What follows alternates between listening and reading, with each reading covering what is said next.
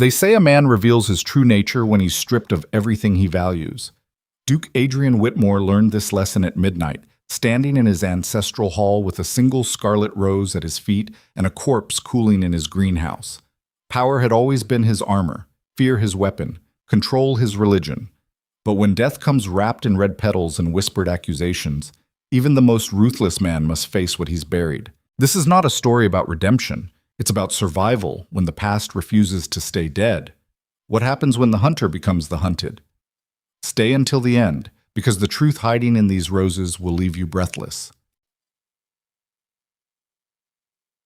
The midnight bells of Ravenhurst Manor rang out across the northern moors like a death knell. Adrian Whitmore stood at the tall window of his study, watching moonlight carve shadows across the desolate landscape. 34 years of life had hardened him into something his father would have been proud of. A man who commanded fear before respect, who crushed opposition before it could take root, who understood that mercy was just another word for weakness waiting to be exploited. The brandy in his glass caught the firelight. He didn't drink it. Drinking implied relaxation, and relaxation implied vulnerability. His steward, Matthews, entered without knocking. The old man had earned that privilege through 2 decades of loyal silence. "You're still awake, Your Grace." Matthew's voice carried the weariness of a man who'd seen too many Whitmore men consume themselves with ambition. Adrian didn't turn from the window. "Sleep is for people with clear consciences." "Then you should be awake for eternity, sir." A ghost of a smile touched Adrian's lips. It was the closest thing to humor he allowed himself. "That's the plan, Matthews. Has the household settled?" "Most of them. Miss Ashcombe is still in the library." Adrian's jaw tightened. The new governess. She'd arrived 3 weeks ago with credentials that were too perfect and a past that was too vague. He'd hired her anyway because she was the only candidate who hadn't flinched when he deliberately tried to intimidate her during the interview. Most people wilted under his stare. Evelyn Ashcombe had stared right back with those sharp gray eyes and asked him if he was quite finished posturing. He'd hired her on the spot. "Let her read," Adrian said. "Knowledge never hurt anyone." Matthews made a sound that might have been disagreement, but knew better than to voice it. "There's something else, Your Grace." Adrian finally turned. Matthew's face had gone pale in a way that 20 years of service had never produced. "What is it?" "One of the chambermaids found something outside your door tonight." Matthews reached into his coat and produced a single scarlet rose wrapped in black silk. "There's a note attached." Adrian took it, feeling the thorns prick through the fabric. The rose was fresh, impossibly so given that the manor's gardens had been abandoned for 2 decades. The greenhouse stood like a glass skeleton on the eastern edge of the property, its interior choked with dead vines and broken pottery. He unfolded the note. The handwriting was precise, almost artistic. "Your family's sins will bloom in blood." Adrian read it twice, then he handed it back to Matthews and returned to his brandy. "Someone's idea of a joke." "Your Grace, this isn't—" "I said it's a joke." Adrian's voice dropped to that dangerous quiet that made servants disappear into walls. Some peasant with delusions of revenge. "Burn it and forget it happened." Matthews hesitated, which was unusual enough to make Adrian look at him sharply. "There's more, sir. This isn't the first rose." Adrian went very still. "Explain." "The head gardener found one 3 nights ago. Same type, same note. He thought it was meant for him, some dispute with a local farmer. Didn't mention it because he didn't want to trouble you with village nonsense. And now one appears at my door." Adrian set down his glass with deliberate care. "Where's the gardener now?" "In his cottage, I assume. Shall I summon him?" "Tomorrow." Adrian moved to his desk, his mind already working through possibilities. "Double the night watch. I want men stationed at every entrance. No one enters or leaves without my personal authorization." "You think there's genuine danger?" Adrian's laugh was cold. "I think someone wants me to believe there is." "That's dangerous enough." After Matthews left, Adrian stood alone in his study, staring at the rose the steward had left on the desk, despite his orders. The petals were perfect, untouched by frost or rot. He picked it up and inhaled. The scent was heavy, almost cloying like funeral flowers. He thought of his father, dead these past 8 years. The old duke had ruled Ravenhurst with an iron fist wrapped in silk gloves, crushing rivals with legal maneuvers that left them penniless, but technically within the law. Adrian had learned from the master. He'd simply removed the silk gloves. Your family's sins will bloom in blood. The Whitmore family had sins enough to fertilize every garden in England. The question wasn't whether they deserved punishment. The question was who had the courage to deliver it. Oak. Morning broke gray and bitter over Ravenhurst. Adrian rose at 5 as always, dressed himself without assistance as always, and was at his desk reviewing estate reports by 6. Control started with controlling oneself. The knock came at 7. Enter. It was Grimshaw, the head of his personal guard. The man's face was the color of old paper. Your Grace, there's been an incident. Adrian didn't look up from his ledger. Define incident. Thomas Pritchard is dead, sir. We found him in the greenhouse an hour ago. The quill in Adrian's hand stopped moving. He set it down with surgical precision and met Grimshaw's eyes. Cause? His throat was cut. Grimshaw swallowed. Clean, professional. And there was another rose, Your Grace, placed in his hands after he died, judging by the blood pattern. Adrian rose. He didn't rush. Rushing indicated panic. Show me. The greenhouse stood at the edge of the formal gardens like a monument to neglect. Its glass panels were clouded with grime and spider webs, and the door hung crooked on rusted hinges.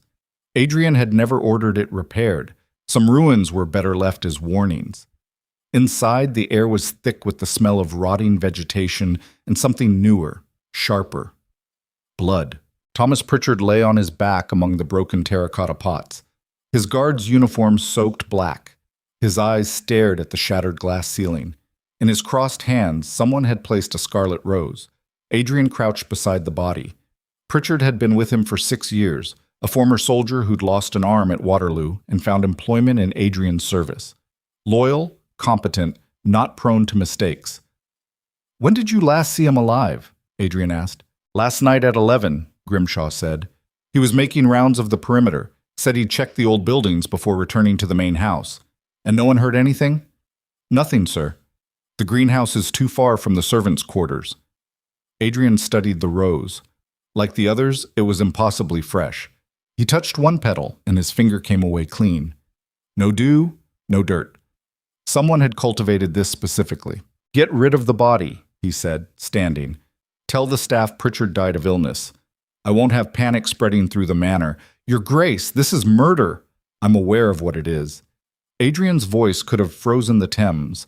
I'm also aware that revealing we have a killer loose on the estate will cause every servant to flee by nightfall. We handle this quietly until I know what we're dealing with. Should I summon the magistrate? No. Adrian stepped over Pritchard's body and walked toward the door. We'll handle this internally. Alone in the greenhouse doorway, he allowed himself one moment of something that might have been doubt. Then he crushed it. Weakness was a luxury he'd never been able to afford.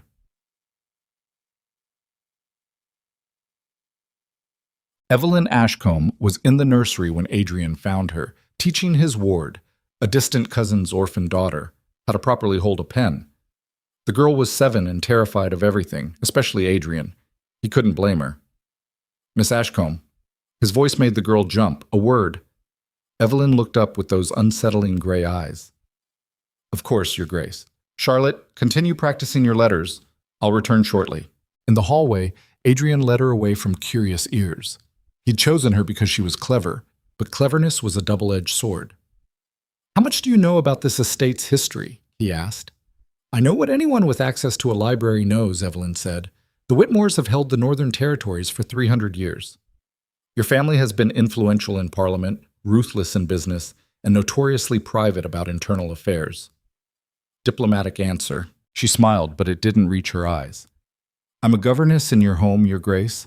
Diplomacy keeps me employed. He appreciated that. Brutal honesty disguised as courtesy. 20 years ago, something happened here. A woman vanished from this estate without explanation. Her name was Victoria Ashford. Evelyn's expression didn't change, but something flickered in her eyes. Adrian caught it. You know that name, he said. It's not uncommon. Don't insult my intelligence, Miss Ashcombe. I didn't hire you for your ability to lie poorly. She held his stare. Victoria Ashford was my mother's cousin. Distant relation. I barely knew of her. And yet you came to work at the very estate where she disappeared. Evelyn's voice went cold. I came here because you pay better than anyone else, and I needed the work. If you're suggesting I have some ulterior motive, Your Grace, perhaps you should simply dismiss me and save us both the theater. Adrian almost smiled. There it was again, that refusal to be intimidated. It was either extraordinary courage or extraordinary foolishness. I'm not dismissing you, he said. I'm asking for your help. That clearly surprised her. Why? Because someone is leaving roses with threatening notes around my estate. Because one of my men was murdered last night. And because the roses are being cut from the garden that was abandoned the night Victoria Ashford vanished.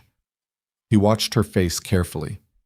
I need someone who isn't terrified of me, who can move through the house without drawing attention, and who might actually notice things my guards miss. That appears to be you. Evelyn was silent for a long moment. If I help you, I want something in return. Of course you do. What? The truth about what happened to Victoria Ashford? Adrian nodded slowly. If I discover it, you'll know it. Then we have an agreement, Your Grace. She extended her hand. Adrian shook it, noting the calluses on her fingers. Not the hands of a woman raised in privilege. One more thing, Miss Ashcombe. If you betray me, I will destroy you so thoroughly that no one will remember your name. Am I clear? Perfectly. Her smile was sharp as glass. And Your Grace, if you're the one who killed Victoria Ashford, I'll make sure everyone remembers yours. Ikit. That night, Adrian didn't sleep. He sat in the darkness of his study with a loaded pistol on his desk and his eyes on the door. At midnight, the bells rang. At midnight, he heard footsteps in the corridor. He was at the door with the pistol raised before they could pass. Christ! Evelyn pressed against the wall, eyes wide. Do you greet everyone this way? Adrian lowered the weapon. What are you doing wandering the halls? Same thing you are, apparently. Looking for whoever's leaving the roses. She held up a candle. I found something in the library. Letters hidden in a false panel behind the law books. Adrian gestured her inside and locked the door behind her. Show me. She spread 3 yellowed letters across his desk. The handwriting was his father's, unmistakable in its severe precision. Whitmore must be protected at all costs. The Ashford woman knows too much. Handle her discreetly. No trace. Adrian read all 3. Each was addressed to a man named Vance, his father's former solicitor. Each discussed Victoria Ashford as a problem requiring elimination. Your father had her killed, Evelyn said quietly. Apparently. Adrian's voice was flat. He'd suspected as much for years, but suspicion and confirmation were different animals. The question is why, and who's using it against me now? Someone who knows what happened. Someone who's been waiting 20 years for revenge, or someone who wants me destabilized enough to make a mistake. Adrian gathered the letters. Where did you really find these? Evelyn met his eyes. I told you. The library? You're lying. She didn't deny it. Are you going to dismiss me? No. But if we're working together, Miss Ashcombe, I need to know whose side you're actually on. My own. She took the candle and moved toward the door. Always my own, Your Grace. Same as you. After she left, Adrian sat in the darkness with his father's letters and thought about sins that bloomed in blood. The old Duke had been a monster wrapped in respectability. Adrian had always known that. He'd simply never cared before. Now someone was making him care. Now someone was making him bleed. Over the next week, 3 more roses appeared. One on the dining room table during breakfast, one in the chapel during Sunday service, one floating in the fountain where Victoria Ashford had reportedly been last seen alive. The servants whispered. The guards looked over their shoulders.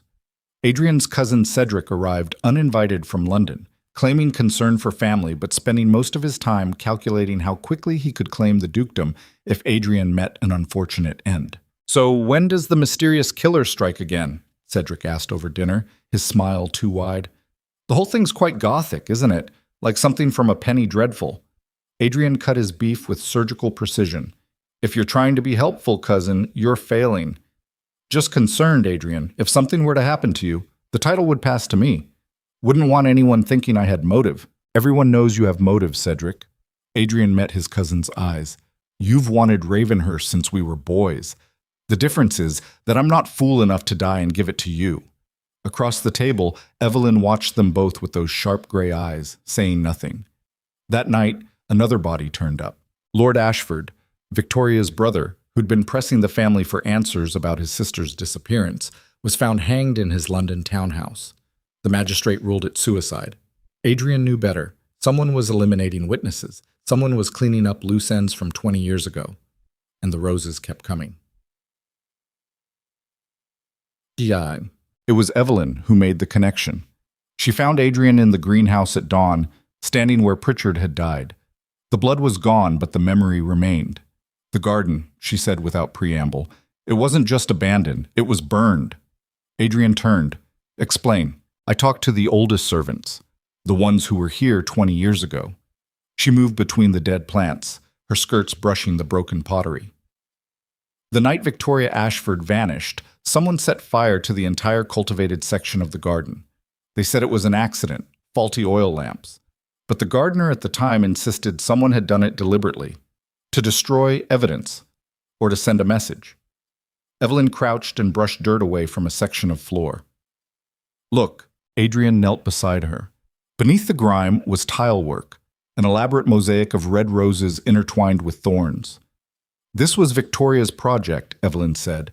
She designed it herself, spent 2 years having it installed. She was an artist, apparently, quite talented, and my father had her killed for knowing too much.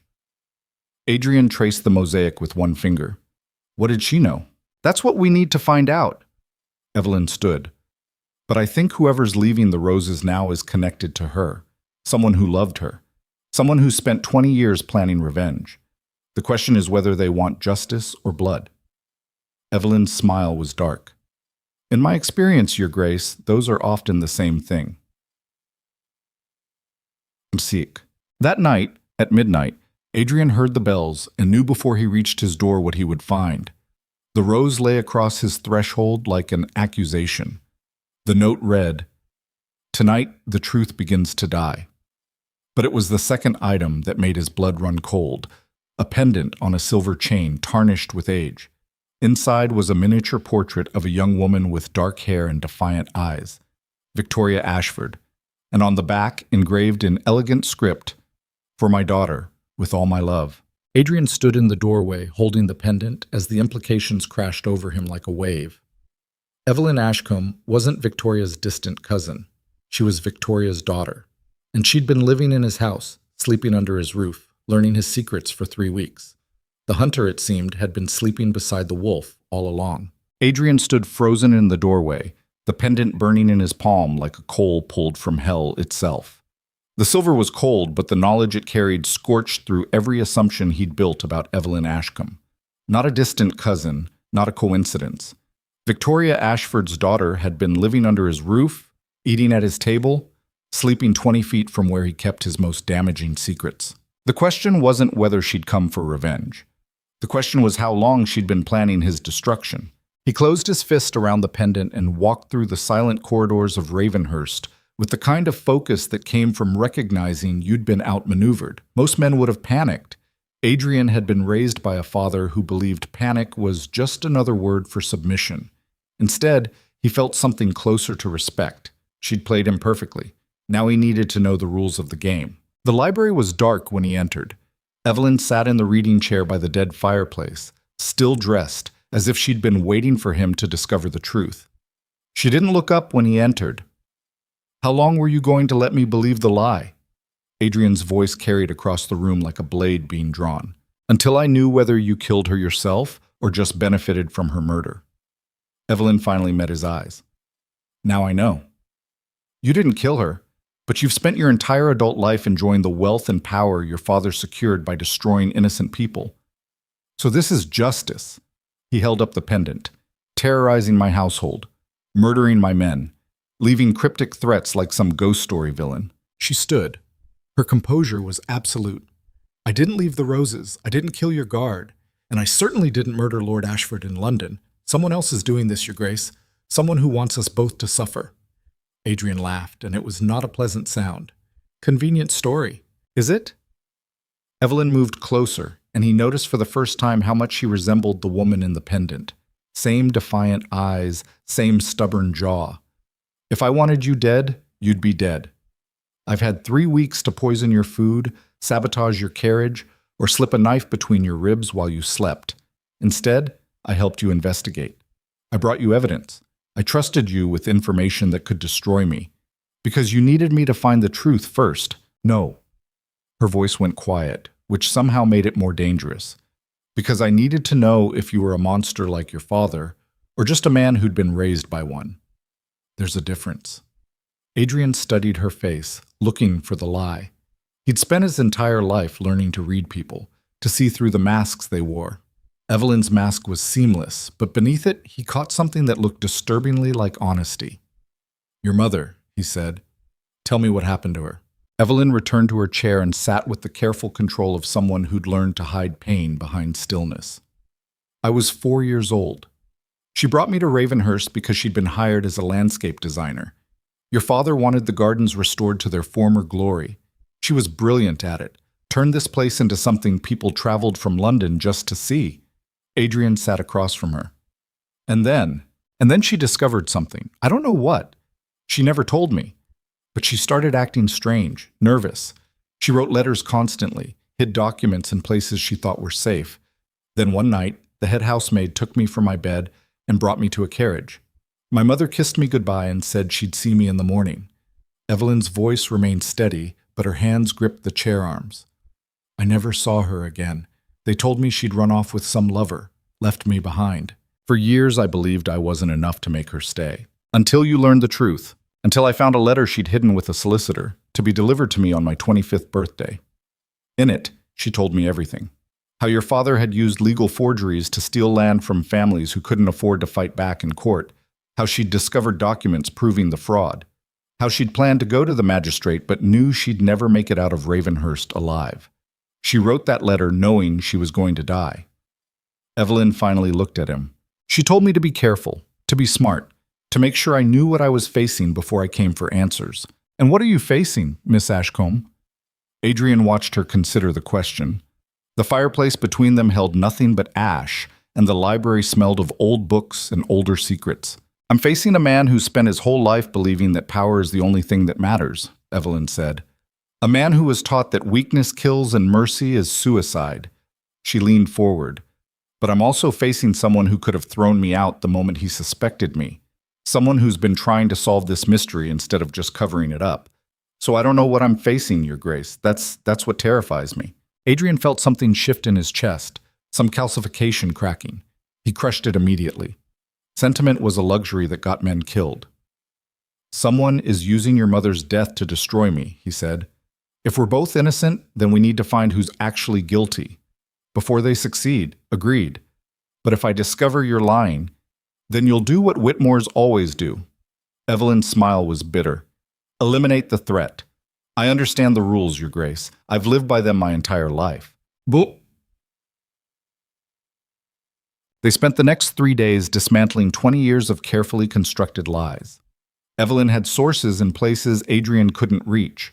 Former servants, aging gardeners, women who'd worked in the kitchens and remembered things men had thought too insignificant to hide. Adrian had access to locked rooms and sealed documents that revealed the architecture of his father's corruption. What emerged was uglier than either of them had imagined. The old Duke hadn't just stolen land. He'd systematically destroyed families who questioned him, using legal mechanisms to strip them of property, dignity, and hope. Victoria Ashford had discovered the pattern because she'd been hired to restore gardens on several properties that had mysteriously changed ownership. She'd seen the same forged signatures, the same manufactured debts, the same progression of legal attacks. She'd compiled evidence, dozens of documents proving conspiracy, fraud, and at least 3 suspicious deaths. And then she'd vanished. But here was the problem. According to Evelyn's research, Victoria had given the documents to someone she trusted before she died, someone who should have taken them to the authorities, someone who never did. "Who was it?" Adrian asked. They were in his study past midnight, surrounded by papers and cold coffee. She wouldn't name them in her letter, said it was too dangerous. Evelyn rubbed her eyes. But she mentioned a man she called the Collector, someone who knew everything but did nothing. Adrian went very still. His father's generation had been full of powerful men with secret nicknames. The Collector could have been anyone. Then again, it could have been someone specific. "Cedric," he said. Evelyn looked up sharply. "Your cousin? He collects things. Always has." Information, leverage, secrets. Adrian stood and moved to his safe, spinning the combination. My father used to joke about it, said Cedric would rather have knowledge than money because knowledge was harder to take away. Would he kill for it? Adrian removed a leather journal from the safe. This belonged to my father. I found it after he died. It's coded, mostly, but I've translated parts. He opened it to a marked page. Here. 6 months before Victoria disappeared. The collector grows bold. Must remind him of his place. That's not proof. No, but it's a thread. Adrian closed the journal.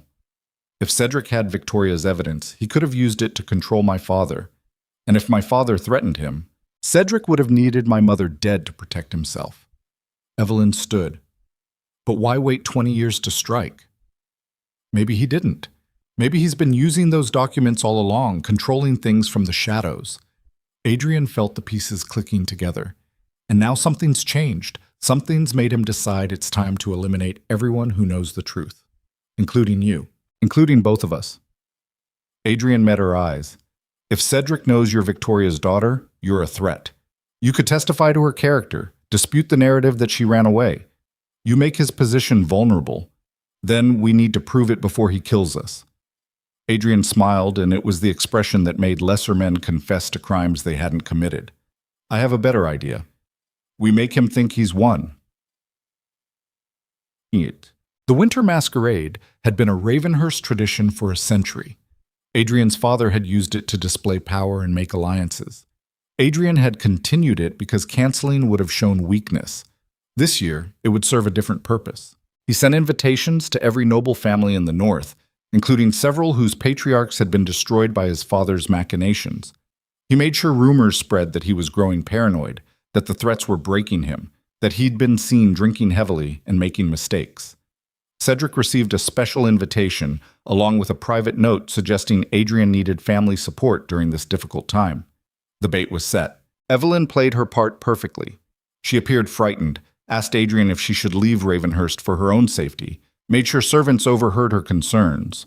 To the household, she looked like a terrified governess caught in a nightmare. To Adrian, she was becoming something far more dangerous. An equal. They fell into a rhythm over those days, working together late into the night, sharing information without pretense, learning to read each other's silences. He told her things he'd never told anyone, how his father had beaten sentiment out of him, how he'd learned to view empathy as weakness, how he'd built his entire identity around being untouchable. She told him about growing up in poverty after her mother died, about the foster homes and the cruelty of people who saw orphans as burdens, about learning to be invisible, to observe, to strike only when survival demanded it.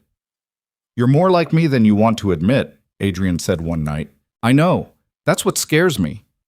Evelyn didn't look at him. I promised myself I'd never become the kind of person who treats others as obstacles. But here I am, plotting revenge and manipulation like it's second nature. There's a difference between protecting yourself and destroying others for sport. Is there? She finally met his eyes. Because from where I'm standing, Your Grace, the line seems pretty blurred. He had no answer for that. Some truths were too sharp to handle directly. The night of the masquerade arrived cold and clear. Ravenhurst blazed with light, music drifting through halls that hadn't seen this much life in years. Guests arrived in elaborate costumes, their masks hiding identities but not intentions. The air smelled of expensive perfume and expensive wine, and the particular tension that came from gathering people who hated each other in one room. Adrian wore black and silver, his mask a cruel thing of metal and mirrors. Evelyn appeared in deep crimson, her mask adorned with roses. The symbolism wasn't subtle. Neither of them cared. Cedric arrived fashionably late, dressed as a Renaissance scholar. The collector indeed. He found Adrian in the ballroom, champagne in hand, smile perfectly calibrated. "Adrian, my dear cousin, what a magnificent affair. Though I must say you look exhausted. Are the threats still continuing? Every night?" Adrian let his voice slur just slightly. "I'm beginning to think I'm losing my mind." "Nonsense. You're a Whitmore. We don't break easily." Cedric's eyes were sharp behind his mask. "Though I suppose everyone has limits." Adrian saw Evelyn watching from across the room. She gave the slightest nod. Everything was in place. The attack came at midnight, precisely as Adrian had orchestrated it. 3 masked figures burst into the ballroom, blades drawn, heading straight for Adrian. Screaming erupted. Guests scattered. The plan was for Adrian's own guards, disguised as attackers, to make it look like an assassination attempt. What would happen next would expose Cedric's involvement. Except these weren't his guards. Adrian realized it the moment the first blade came at him with genuine killing intent. These were real assassins, professional, deadly, and they'd somehow replaced his men. He barely dodged the first strike, felt the blade tear through his coat. The ballroom dissolved into chaos. People ran. Musicians abandoned their instruments, crystal shattered. And then Evelyn was there, a knife in her hand that she'd apparently had strapped to her thigh beneath that crimson dress. She moved like someone who'd learned to fight in alleys, not ballrooms. Fast, brutal, efficient. She took down one assassin with a strike to the throat, spun and caught another's wrist, twisted until bones snapped. Adrian grabbed a fallen sword and engaged the third, their blades clashing while nobles sobbed in corners. "Where the hell did you learn to fight like that?" Adrian shouted. "You think I survived this long on charm?" Evelyn kicked her opponent in the knee, dropped him screaming, "We need to move!" Adrian saw Cedric then, standing at the ballroom entrance, his face twisted in shock that looked too genuine to be fake. That was the moment Adrian understood. Cedric wasn't behind this. Someone else was. Someone who'd used both of them, manipulated their suspicions, led them exactly where they wanted them to be. Together. Vulnerable.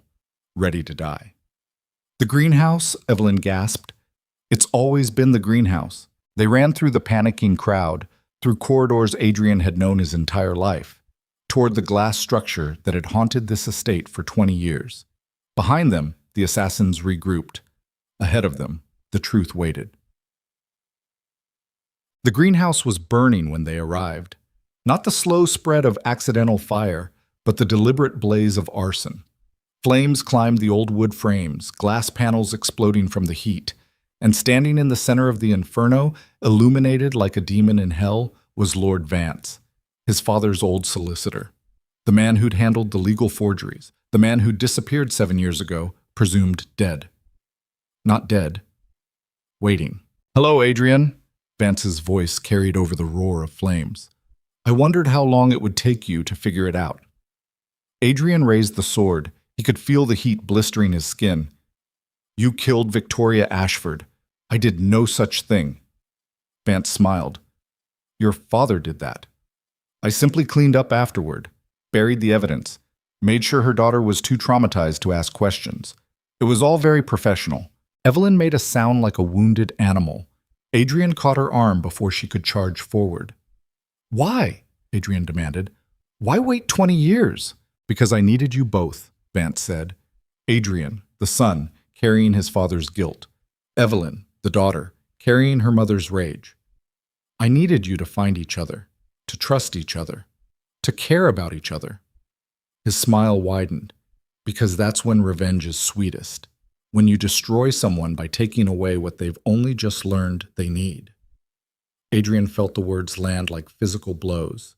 "You orchestrated everything, the roses, the murders, all of it.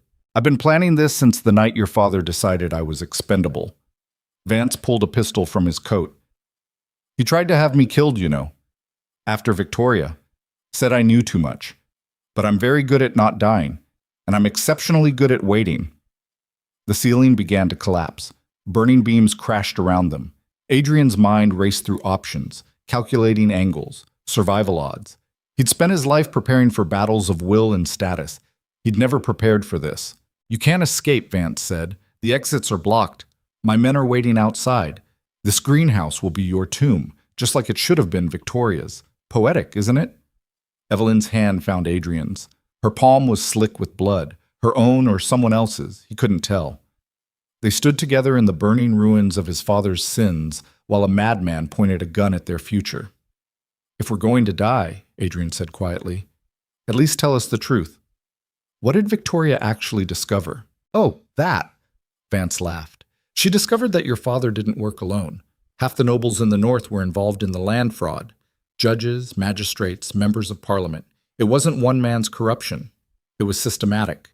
The entire power structure was built on stolen ground. And you have the evidence. I have everything. Names, dates, documents. Victoria was quite thorough. Vance's finger tightened on the trigger. And when they find your bodies in this fire, that evidence will ensure the right people stay silent. The families destroyed will stay destroyed. The powerful will stay powerful. Nothing will change. Adrian felt something in his chest that he'd spent 34 years trying to kill. It felt like rage mixed with grief, mixed with recognition that he'd become exactly what his father intended, a man who valued control over conscience.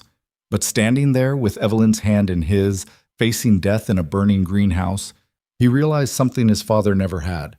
Power meant nothing if you had no one to share it with. You're right, Adrian said. Nothing will change unless we survive. He threw the sword at the pistol, saw it connect, heard Vance scream. Then he grabbed Evelyn and ran toward the one section of greenhouse his father had reinforced with stone, the old potting room where Victoria had worked. They crashed through the door as gunshots exploded behind them. Inside, surrounded by her mother's abandoned tools and dried roses, Evelyn pulled a loose stone from the wall and extracted a metal box. She hid it here, Evelyn said. I found it yesterday. Didn't tell you because I wasn't sure I could trust you. And now we're both about to die, so trust seems irrelevant. She opened the box. Inside were Victoria's documents, dozens of them, proof of everything Vance had described, the systematic corruption, the conspiracy, the names of powerful men who'd built empires on fraud. We need to survive this, Adrian said. Not for revenge, for justice. What's the difference? Revenge burns everything. Justice builds something from the ashes. The door exploded inward.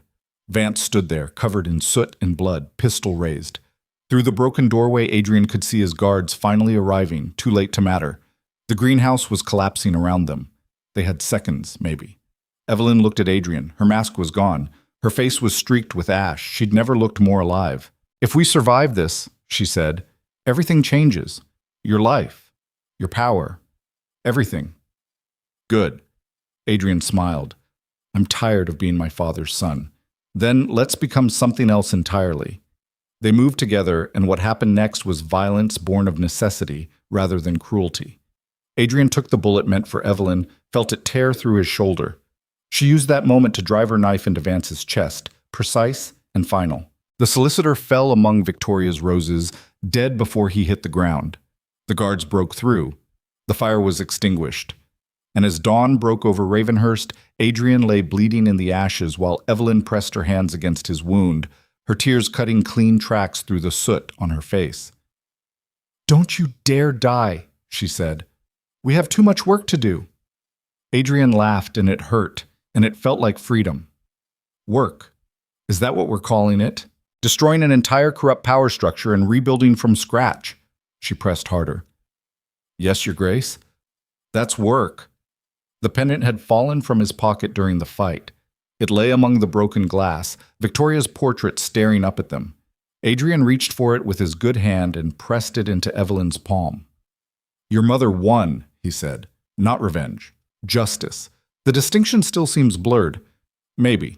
But we have time to figure it out. If you don't bleed to death first. Always so optimistic, Miss Ashcombe. She kissed him then, surrounded by guards and smoke and the ruins of his family's legacy. It tasted like ash and blood, and the future neither of them had thought they'd survive to see. When they finally made it back to the manor, the full scope of the conspiracy was revealed. Cedric had been innocent, merely ambitious, not murderous. The real rot went deeper than anyone suspected. Vance had kept records of everything, insurance against the powerful men who'd used him. Those records would destroy half the peerage. Adrian, lying in bed while physicians worked on his shoulder, made a decision that would have made his father disown him. Publish everything, he told Grimshaw. Every name, every crime, let it burn. Your Grace, that will destroy your own standing. Good. Adrian met Evelyn's eyes across the room. Time to build something new. 3 weeks later, when the wound had healed enough for him to stand without dizziness, Adrian called for Cedric. His cousin arrived wary, still unsure if he was about to be arrested or executed. I owe you an apology, Adrian said. I suspected you without evidence. That was beneath both of us. Cedric sat slowly. You thought I killed for the title. The title makes men do terrible things. I know. I've done most of them. Adrian handed him a document. This is a confession. Everything my father did, everything I knew and ignored. I'm going to Parliament next month to testify. You'll destroy yourself. Yes. Adrian smiled, completely. Then why? Because someone has to. Because the system that created my father is still in place, and it will keep creating men like him unless someone breaks it from the inside. He met Cedric's eyes. The title passes to you afterward. I'm resigning it. You've lost your mind. Possibly, but I found something worth more than power. Cedric left shaking his head. After he was gone, Evelyn entered from where she'd been listening in the hallway. That was dramatic, she said. I learned from the best. Adrian pulled her close. Your mother would be proud. My mother would think you're insane. Probably, but she'd be right that corruption shouldn't stand.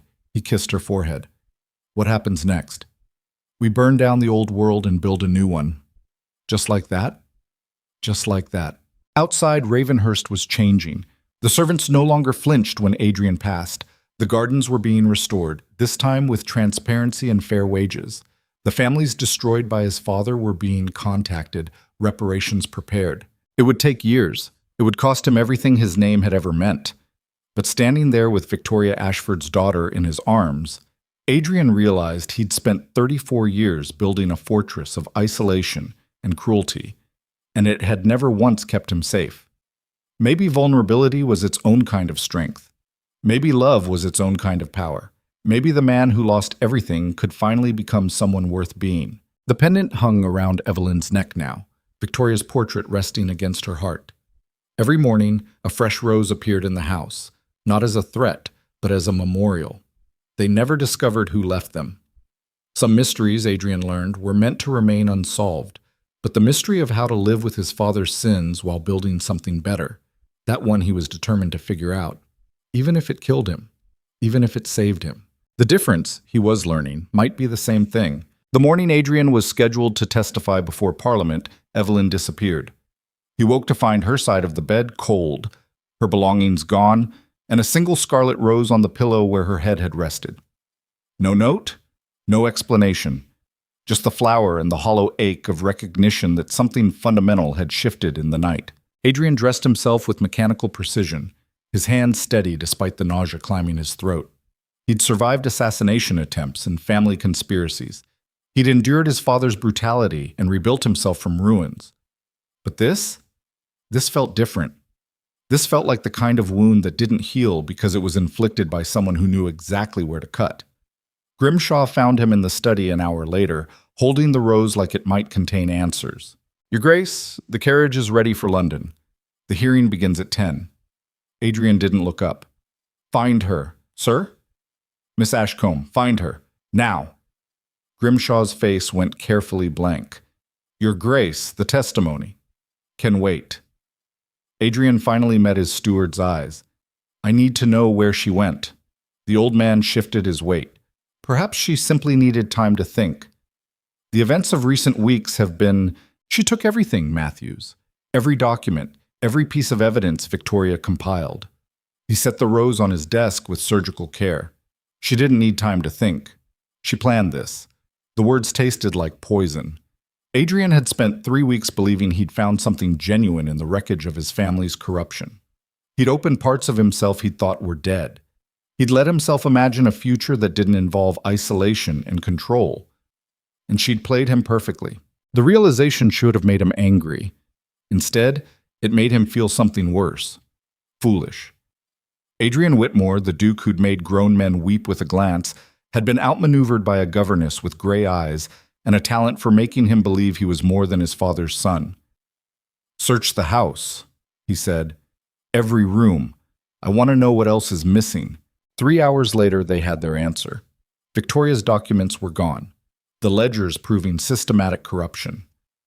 The letters implicating half the peerage. The evidence Adrian had planned to present to Parliament, all of it vanished with Evelyn Ashcombe. But she'd left something behind. In the library, hidden behind the same false panel where she'd claimed to find his father's letters, Adrian discovered a sealed envelope addressed to him in handwriting he now recognized too well. His hand shook as he opened it. He hated himself for the shaking. The letter inside was brief. Adrian, by the time you read this, I'll be gone. I'm sorry it had to be this way, but you were never going to understand. The evidence your mother compiled isn't meant for Parliament. It's meant for leverage. The same men who destroyed families for profit are still in power. Exposing them publicly will get you killed and change nothing. They'll bury the scandal, destroy the documents, and continue as before. I won't let that happen. I'm going to use what my mother died protecting the way it was always meant to be used, as a weapon against those who believe they're untouchable. You wanted to burn everything down and rebuild. I just want them to pay. That's the difference between us. You still believe in systems. I only believe in consequences. Don't try to find me. You won't. And don't think this was all manipulation. What happened between us was real, even if the ending was always going to be this. Some people are born for justice. Others are born for revenge. I know which one I am now. E. Adrian read it 3 times. Each time the words hit differently, first with shock, then anger, then something that felt disturbingly like understanding. She wasn't wrong about Parliament. He'd been naive to think exposure alone would change anything. Power protected itself. It always had. But she'd stolen from him, used him, lied about everything while lying in his bed. The rage that filled him then was clean and familiar. This was territory he understood. Betrayal, calculation, the cold mechanics of determining how to destroy someone who'd made themselves an enemy. He'd been trained for this since childhood. Except destroying Evelyn would mean destroying Victoria's evidence, and destroying the evidence would mean letting his father's corruption stand. He was trapped between the man he'd been and the man he'd briefly thought he could become. Grimshaw cleared his throat from the doorway. Your Grace, if we leave now, we can still make the afternoon session. You can testify without the documents. Your word as Duke carries weight. My word is worth nothing without proof. Adrian crumpled the letter.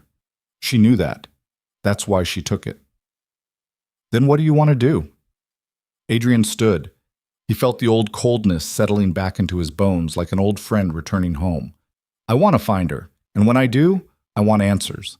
And if the answers aren't what you want to hear, then I'll decide whether justice or revenge matters more.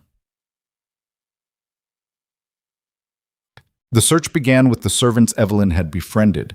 Adrian questioned them personally, using the voice his father had perfected, the one that made confession feel like survival. Most knew nothing, but the young housemaid who'd helped Evelyn research the estate's history finally broke.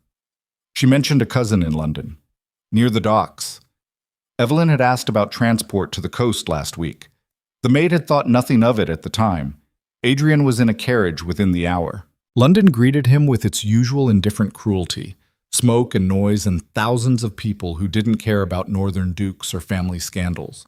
He found the address the maid had provided, a boarding house in Southwark that smelled of fish and desperation. The landlady recognized Evelyn's description immediately. Left 2 days ago. Paid in advance for a month but didn't stay. Said something about catching a ship. Where? The woman shrugged. Didn't ask. Don't care. She paid. That's what matters. Adrian pressed a sovereign into her palm. If she returns, send word to Ravenhurst Manor. There's more where this came from. Back in the carriage, Adrian felt the city pressing in around him. Evelyn could be anywhere. Dover, Southampton, Bristol. She could already be on a ship to France or Ireland or America. She could be using a false name, traveling in disguise, disappearing into the anonymity he'd been foolish enough to think she'd abandoned. His driver leaned down from his seat. Where to, Your Grace? Adrian was about to say Ravenhurst when he saw it. Across the street, partially hidden by a newspaper vendor's cart, a woman in a dark cloak. The way she moved was familiar. The angle of her shoulders. The careful awareness of someone who'd learned to watch for threats. Evelyn. He was out of the carriage before conscious thought, pushing through the crowd. She saw him coming and ran. Adrian followed, his shoulder screaming where Vance's bullet had torn through weeks ago. They wove through alleys and market stalls, past beggars and merchants, and people who scattered from the obvious violence brewing between them. She finally stopped in a dead-end courtyard, breathing hard, trapped. You found me faster than I expected, she said. Did you think I wouldn't try? I hoped you wouldn't. Evelyn lowered her hood. Her face looked thinner, harder. This is the part where you demand I return everything and threaten me if I don't comply. This is the part where you explain why you destroyed what we were building. We weren't building anything, Adrian. You were confessing your sins, and I was gathering weapons. She pulled a leather satchel closer to her body. Don't romanticize it. The words hit like fists. Adrian moved closer, watching her tense. I opened my home to you. Trusted you with information that could have destroyed me. Let you see parts of myself I've never shown anyone. Yes. And I used all of it. That's what revenge looks like. She met his eyes without flinching. Did you think we were going to hold hands and reform the aristocracy together? That love would magically make justice happen? I thought we wanted the same thing. We both want the men who killed my mother to pay. We just disagree on method. You want systematic reform. I want them to suffer. Evelyn's voice was ice. Your way takes years and might fail. My way is immediate and certain. Your way is blackmail. My way is power. She smiled, and it was ugly. You taught me that, Your Grace. Power is the only thing that matters. Control or be controlled? I just learned the lesson better than you wanted me to. Adrian felt something in his chest that might have been his heart calcifying again. If you use those documents for blackmail, you're no different than my father. The comparison landed. He saw it hit. Evelyn's face went white with rage. Your father destroyed families for profit. I'm going to destroy families for justice. That's the difference. Justice doesn't come from a place of hatred. Then call it revenge. I don't care what name it has as long as it happens. She stepped closer, and he saw tears she was too proud to let fall. My mother died because she believed in doing things the right way, going through proper channels, trusting the system, and the system murdered her.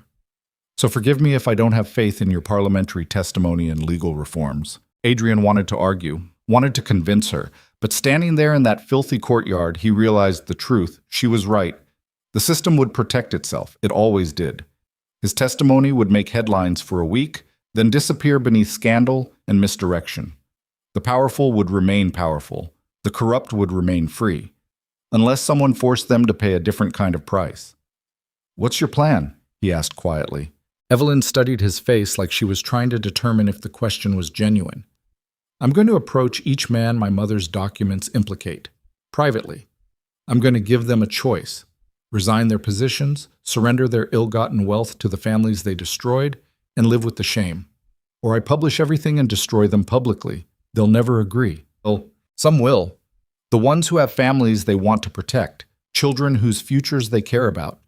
She pulled a folder from her satchel and handed it to him. I've already started. Adrian opened it. Inside were resignation letters, signed, dated, authentic. 3 members of parliament, 2 magistrates, a high-ranking judge, all men his father had worked with, all stepping down from power with immediate effect. You've been busy, he said. I had 3 weeks in your house with access to everything. Did you think I was just falling in love with you? Her voice cracked on the last word, and she hated herself for it. He could see the hatred in her eyes. Adrian closed the folder carefully.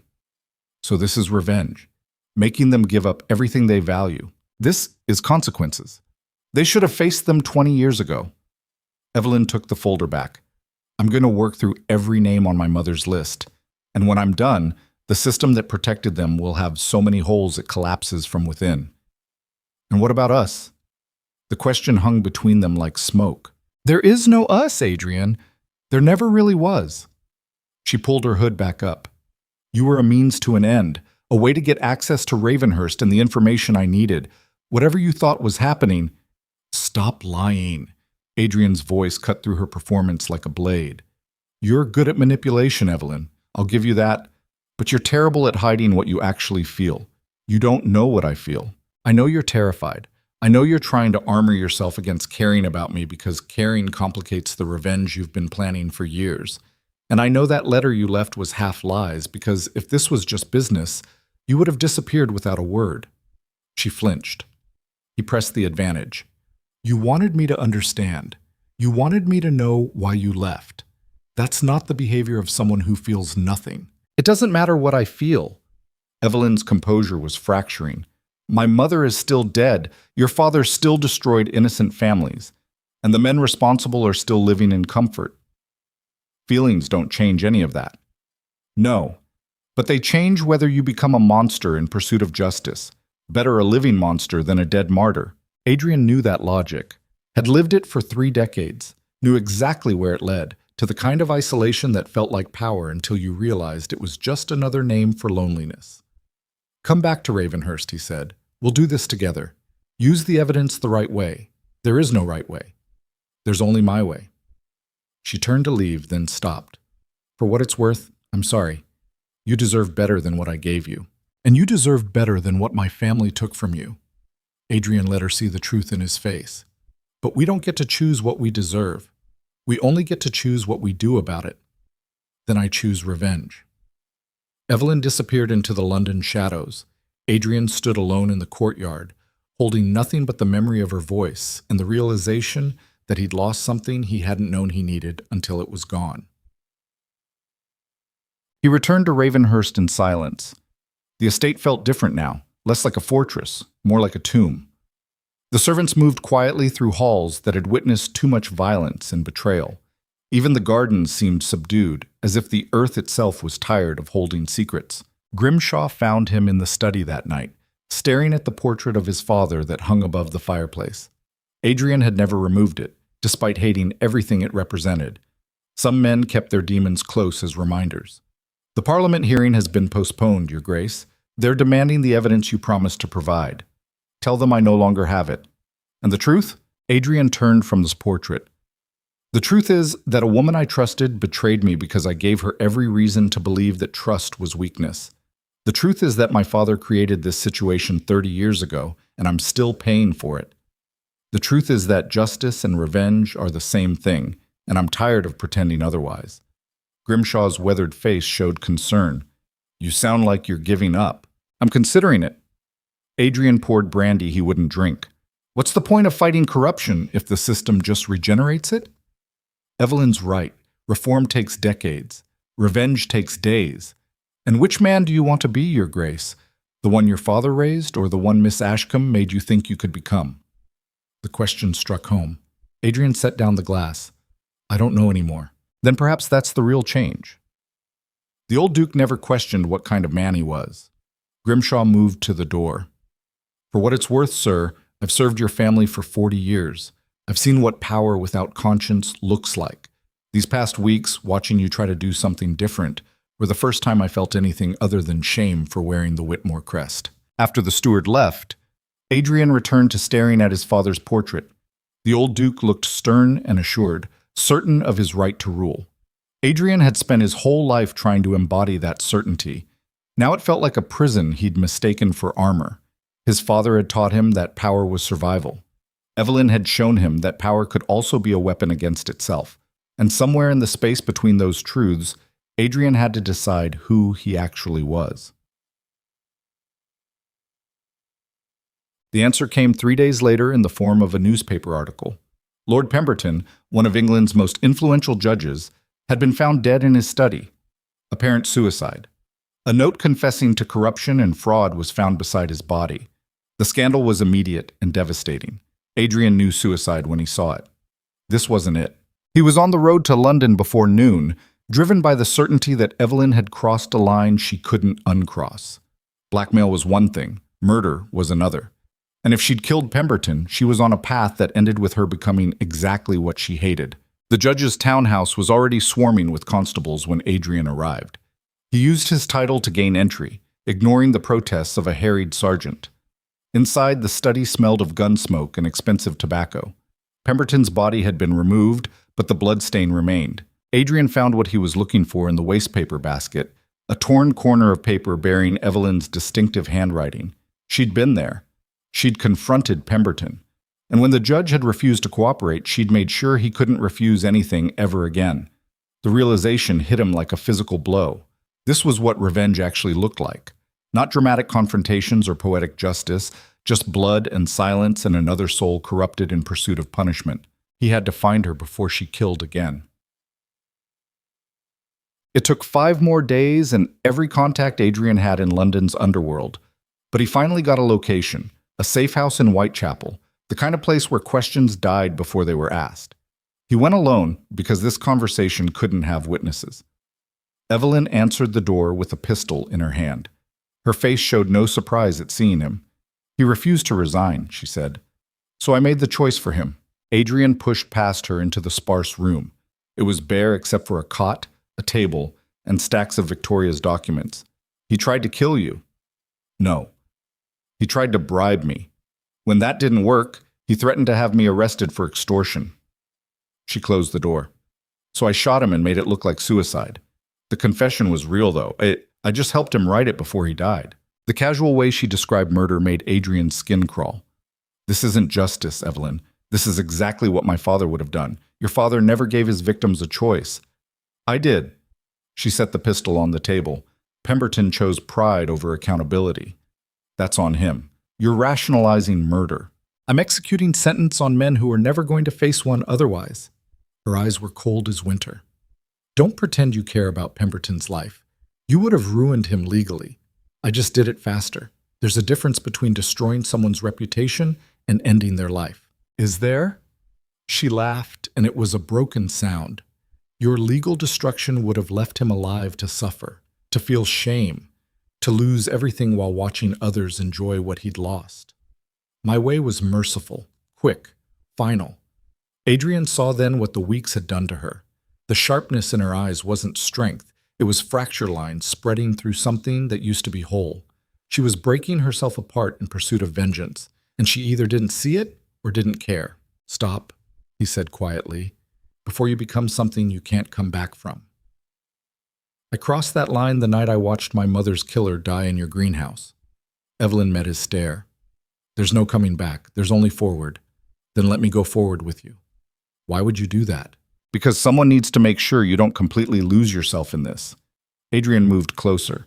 And because despite everything, I still believe the woman I saw in Ravenhurst exists somewhere under all this rage. She doesn't. That woman was a performance. No.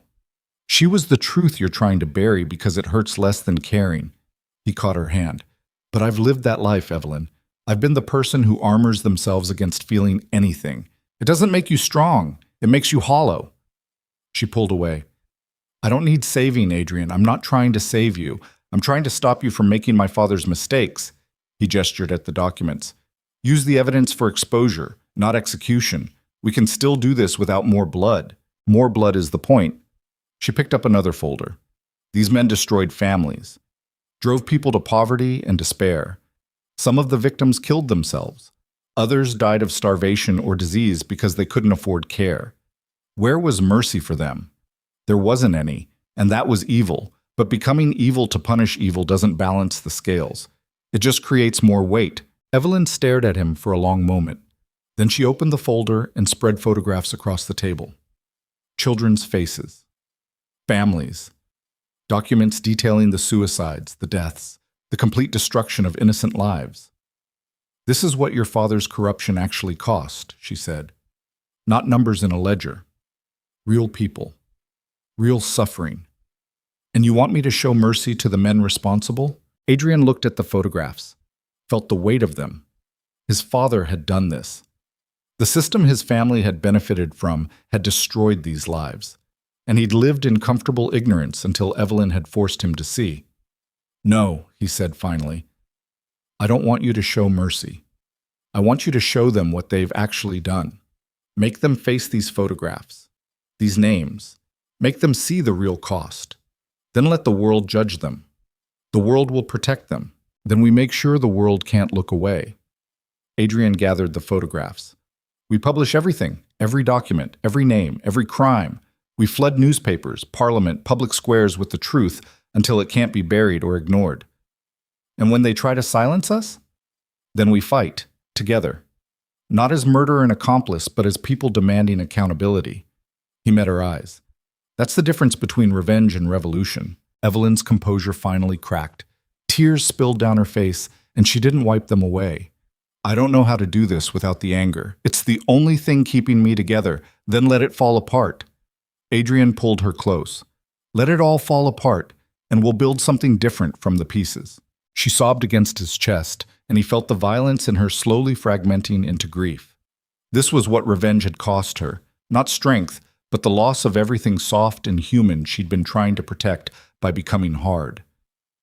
They stood in that Whitechapel safe house surrounded by evidence of corruption and photographs of the dead, and Adrian understood finally what choice he was actually facing. He could return to being the Duke his father raised, powerful, isolated, armored against human connection. Or he could become someone who fought without becoming the thing he was fighting against. The decision should have been complicated. Instead, it felt like the first clear breath he'd taken in years. "I'll help you," he said. "But no more killing. We do this through exposure and pressure and making their lives so unbearable they wish they'd resigned when you first asked. That's still revenge." "Yes, but it's revenge that builds something instead of just destroying." Evelyn pulled back, wiping her face. "You realize this makes you a traitor to your class. I've been betraying my class since the moment I decided to testify." Adrian smiled. "Might as well commit to it." They spent the night planning. Not murder, but a systematic campaign of public revelation that would make the corruption impossible to ignore. They would start with the newspapers, then move to Parliament, then take it to the streets if necessary. It would take months, maybe years. And it would cost Adrian everything his name had ever meant. But standing there with Evelyn, working through strategies and contingencies, he felt something he'd never experienced as Duke of Ravenhurst. He felt hope. The campaign began 2 weeks later with the explosive headline in London's most widely read newspaper. Decades of aristocratic corruption exposed. Every document Victoria had compiled. Every forged signature. Every stolen property. Every destroyed family. All of it laid out in excruciating detail with names, dates, and evidence that couldn't be dismissed as rumor or scandal. The reaction was immediate and volcanic. Parliament was in chaos. Noble families issued denials that sounded increasingly desperate. The public, already resentful of aristocratic privilege, seized on the scandal with savage delight. And Adrian stood at the center of it, giving interviews, providing testimony, watching his family name become synonymous with corruption. Cedric arrived at Ravenhurst 3 days into the scandal, his face purple with rage. "You've destroyed us. The Whitmore name is ruined." "Good," Adrian said calmly. "It deserved to be. Our family has held power for 3 centuries by stealing it from people who couldn't fight back." Adrian met his cousin's fury with ice. "That ends now. You're insane." Cedric paced like a caged animal. "When this is over, you'll have nothing. No title, no respect, no power. I'll have something better." Adrian thought of Evelyn, working with him now instead of against him. "I'll have integrity." "Integrity doesn't pay debts." "No, but it lets you sleep at night." Adrian stood. "The title is yours, Cedric. I'm formally renouncing it tomorrow. Ravenhurst Manor will be sold, the proceeds distributed to the families my father destroyed. You can keep the London house if you want.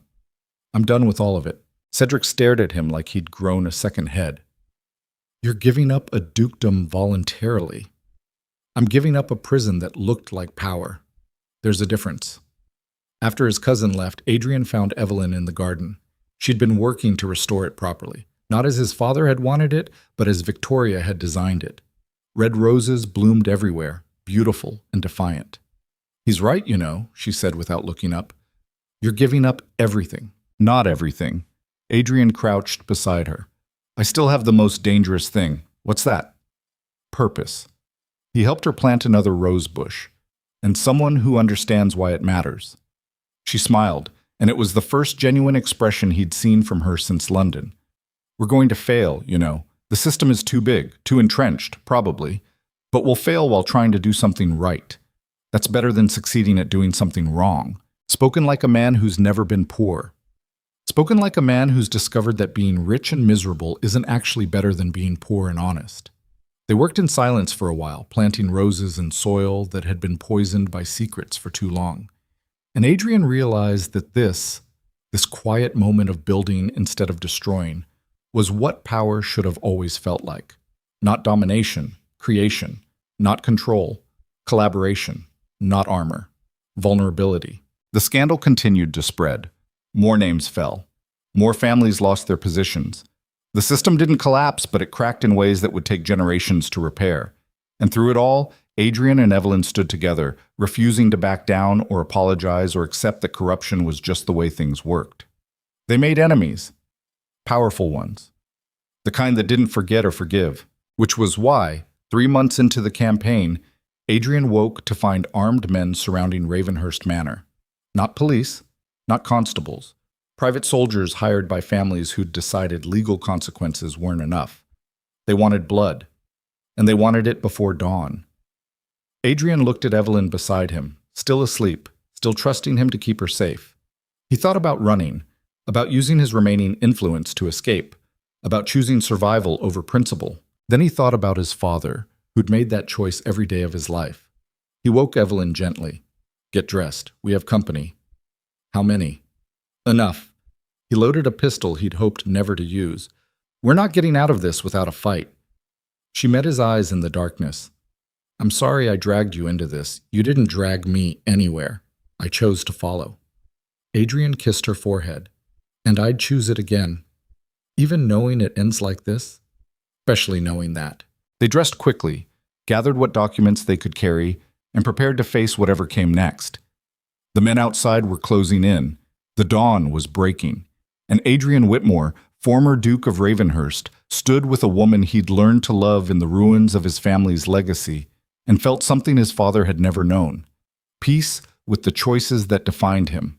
If this was how revolution ended, in blood and defiance and refusing to compromise with evil, then at least it ended honestly. At least it ended with him being someone worth remembering. The door burst open, the soldiers poured in, and Adrian faced them not as a duke demanding obedience, but as a man who'd finally learned that some things were worth dying for.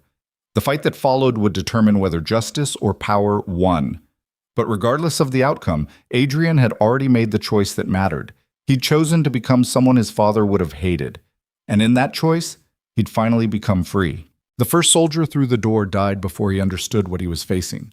Adrian's bullet caught him in the chest, the sound deafening in the enclosed space of the study. The man fell backward into his companions, creating precious seconds of chaos. Adrian used every one of them. He grabbed Evelyn's hand and ran toward the servants' passage hidden behind the bookshelf.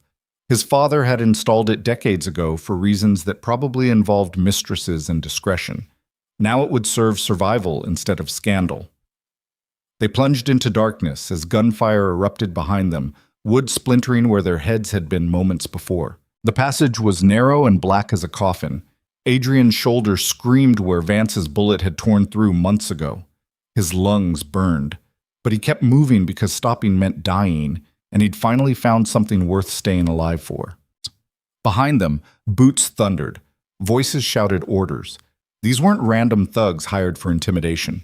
These were professionals, former soldiers who knew how to hunt men through buildings. Adrian recognized the efficiency of their movements, the discipline in their coordination. Someone had paid a fortune for this level of skill.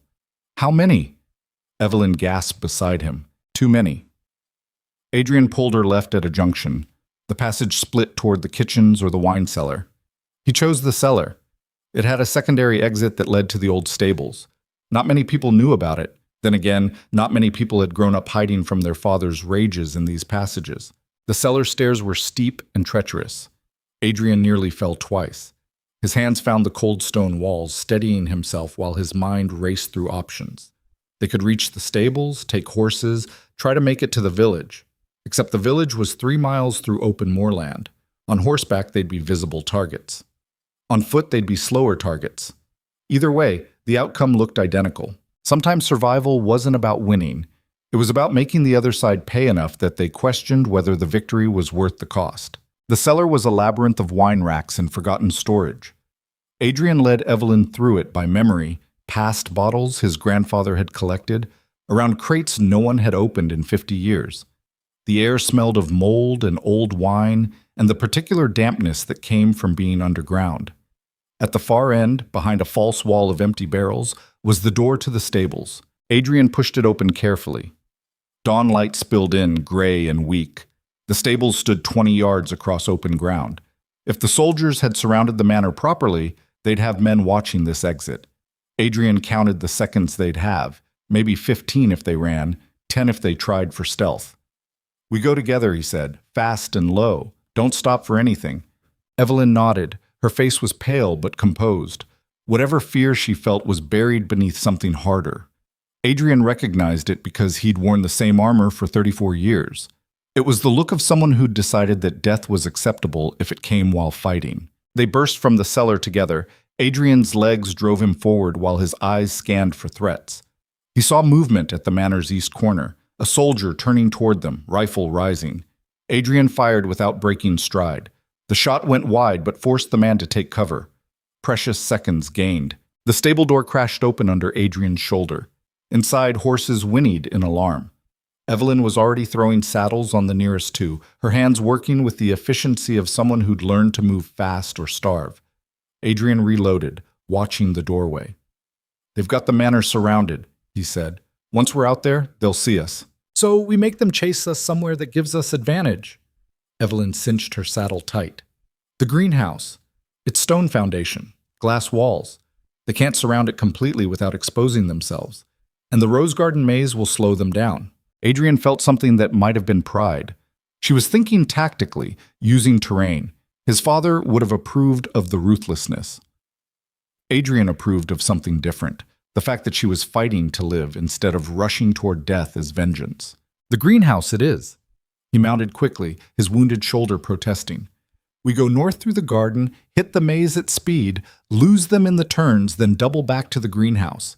They'll expect us to run for the village. What happens when they figure out we didn't? Then we find out how much corruption is worth to them." They rode out of the stables as gunfire erupted behind them. Adrian felt a bullet hiss past his ear, close enough to taste the metal. He leaned low over his horse's neck, urging it faster. Beside him, Evelyn rode like she'd been born to it, fluid and fearless. The rose garden rushed up to meet them. Victoria's design had included a maze of hedges interspersed with the cultivated beds. Adrian and Evelyn crashed into it at full gallop, the horses barely fitting between the narrow paths. Behind them, soldiers on foot were yelling coordinates, trying to surround them. But the maze had been designed to confuse, and it was doing its job. Adrian took them through turns he'd memorized as a child escaping tutors.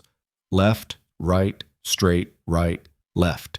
The hedges blurred past, thorns tore at his clothes. His horse stumbled once on uneven ground but recovered. Evelyn stayed close, matching his pace. They burst from the maze's north exit and veered hard toward the greenhouse. The glass structure loomed ahead, still partially repaired from the fire Cedric's men had started months ago. Adrian could see scorch marks on the stone foundation, broken panels patched with wood. It looked like what it was, a place of violence trying to heal. They abandoned the horses 50 yards out and ran the rest on foot. Adrian's lungs were screaming, his vision tunneled, but he kept moving because men who stopped in crossfire didn't get second chances. They crashed through the greenhouse door together, and Adrian immediately kicked over a potting table to create a barricade. Evelyn was already at the windows, breaking out glass panels to create firing positions. Her hands were bleeding from the glass, but she didn't slow. Adrian joined her, and together they transformed Victoria's greenhouse into a fortress. The soldiers arrived 3 minutes later. Adrian counted at least 15, probably more scattered through the garden. They spread out around the greenhouse in a loose perimeter, staying behind cover. Professional, patient. They knew they had time on their side. A voice called out from behind the hedge line. "This doesn't have to end in blood, Your Grace. Surrender the documents and we walk away." Adrian recognized the accent, Oxford-educated, military bearing. An officer, not a common soldier, someone who'd been high-ranking before taking private money, which means this is about more than just stopping us, Adrian said quietly to Evelyn. "They want the evidence destroyed, so we keep it alive long enough for others to know it exists." Evelyn pulled Victoria's documents from inside her coat. "These are copies. The originals are already with 3 different newspapers. If we die, they publish everything." Adrian felt something loosen in his chest. "When did you arrange that?" "Last week." She met his eyes. "I learned from you, remember? Always have insurance," the voice called again.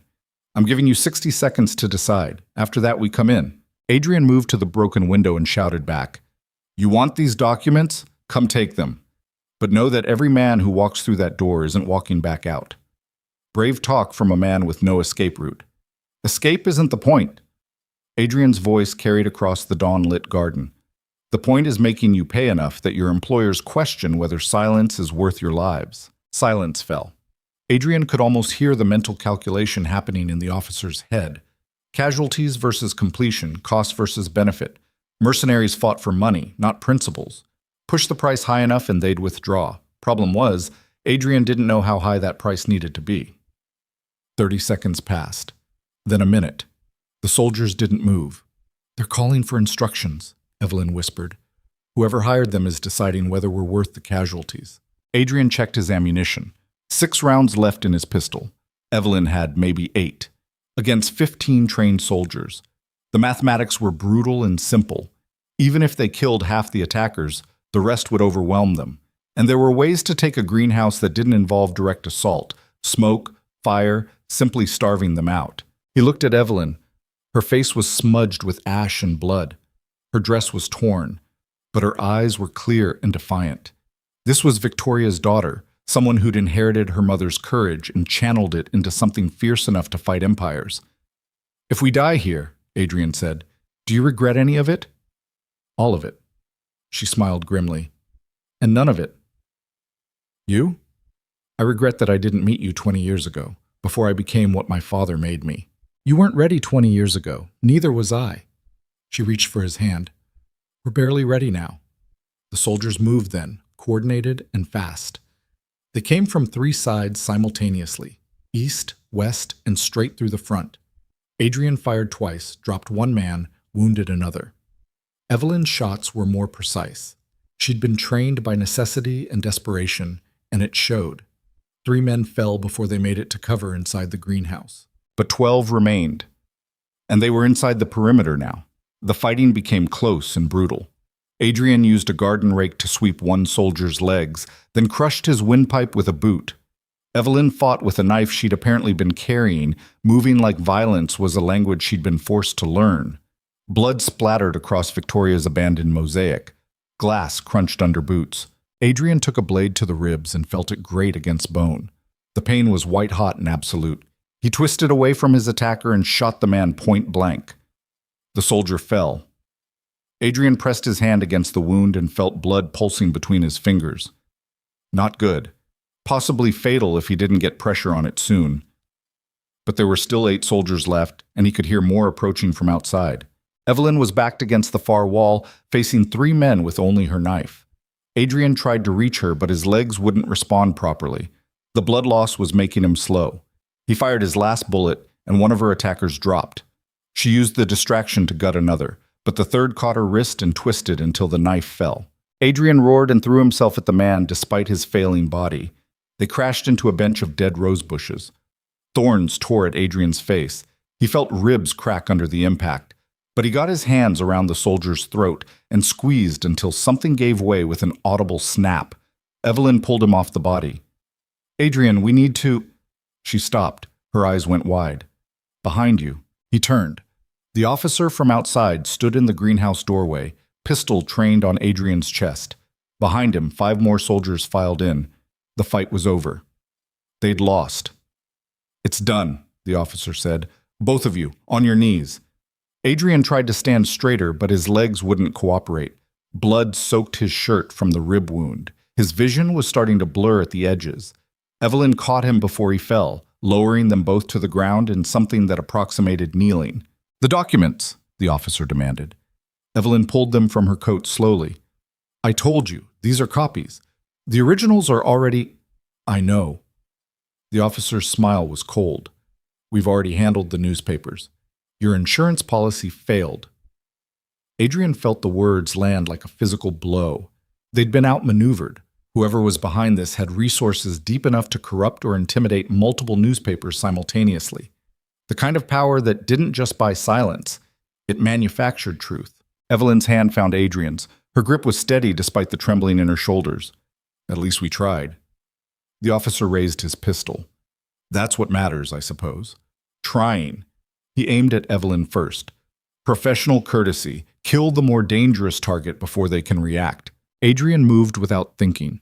His body was failing, but instinct drove him. He threw himself in front of Evelyn as the gun fired. The bullet hit him high in the chest, punching through lung tissue and out his back. He went down hard, tasting copper and feeling his lungs fill with fluid. "No!" Evelyn's scream was distant, underwater. Adrian, stay with me, stay! He couldn't hear the rest. The greenhouse was spinning. Evelyn's face blurred above him. He tried to speak, but only blood came out. His hands found hers and squeezed weakly. The strength was leaving him in pulses that matched his failing heartbeat. This was how it ended. Not in triumph, not in victory, just bleeding out in a greenhouse while the woman he'd learned to love watched helplessly. His father would have said he deserved it, that weakness had killed him, that sentiment was suicide, that power was the only thing worth dying with. But looking up at Evelyn, seeing the tears cut clean tracks through the blood on her face, Adrian thought his father had been wrong about everything. He'd spent 34 years learning to be untouchable. It had taken 3 months to learn that being touched was what made life worth living. The officer chambered another round, aimed at Evelyn, and Adrian used the last of his strength to whisper 2 words. "I'm sorry." Then the greenhouse exploded. Not figuratively, literally. The windows blew inward in a storm of glass and fire. The eastern wall collapsed. Soldiers were thrown like rag dolls. And through the smoke and chaos, figures poured in. Not more mercenaries, but something else entirely. Adrian's fading vision caught details in fragments. Common clothes, work-worn hands, faces marked by poverty and hard labor.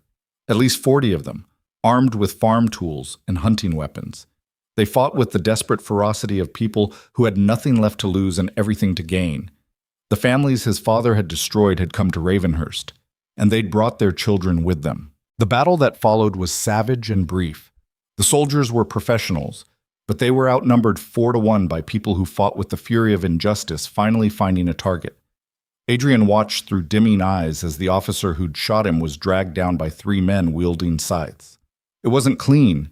It wasn't honorable. It was the kind of violence that festered in communities for decades until it erupted all at once. Evelyn was shouting orders, coordinating the newcomers like a general. Adrian felt proud and distant. His body was shutting down system by system. The chest wound was too severe. The rib wound had bled too much. He was dying, and he knew it with the clarity that came at the very end. Someone knelt beside him. A weathered face Adrian half recognized, one of the tenant farmers his father had evicted 20 years ago. The man's hands were gentle as they checked Adrian's wounds. "Can't save him," the farmer said quietly. "Too much damage. I'm sorry, Your Grace." "Don't be." Adrian's voice was barely a whisper. "Just protect her. When I'm gone." The farmer nodded. "We will. She's the reason we're here. She sent word 2 weeks ago, told us everything, gave us proof of what was done to us." He paused. "Your father destroyed our lives, but you tried to make it right. That counts for something." Adrian wanted to argue that trying wasn't enough, that good intentions didn't undo decades of suffering. But he was out of time for arguments. His vision was narrowing to a pinpoint. Evelyn's voice calling his name sounded like it was coming from underwater. He felt her hands on his face, her tears on his skin. "Stay with me," she was saying. "Adrian, please, we just got started. You don't get to die now." But death didn't care about timing or fairness or unfinished business. It came when it came. Adrian had learned that from his father, who died sudden and alone despite all his power. At least Adrian would die surrounded by people who were fighting for something that mattered. At least he'd die as someone worth mourning. The greenhouse fell away. Sound became distant, and Adrian Whitmore's last thought before darkness took him was that he'd finally become someone his father could never have been. Someone who'd chosen justice over power. Someone who'd loved more than he'd feared. Someone who died for a cause instead of in service to himself. The realization felt like freedom. Moshe. Evelyn held Adrian's body long after his breathing stopped. Around her, the battle was ending. The soldiers who weren't dead were fleeing. The families her mother's evidence had vindicated were standing in Ravenhurst ruins, victorious and exhausted. But Evelyn felt only emptiness. She'd come to this estate wanting revenge. She'd found something more complicated, a man who'd been raised to be a monster and chosen to become human instead. And just when that transformation had completed, just when he'd become someone worth building a future with, he died protecting her. The farmer who'd spoken to Adrian approached carefully. "Miss Ashcombe, we need to move. More soldiers will come. Whoever's behind this won't stop." "Let them come." Evelyn's voice was hollow. "I have nothing left to lose. You have everything to lose.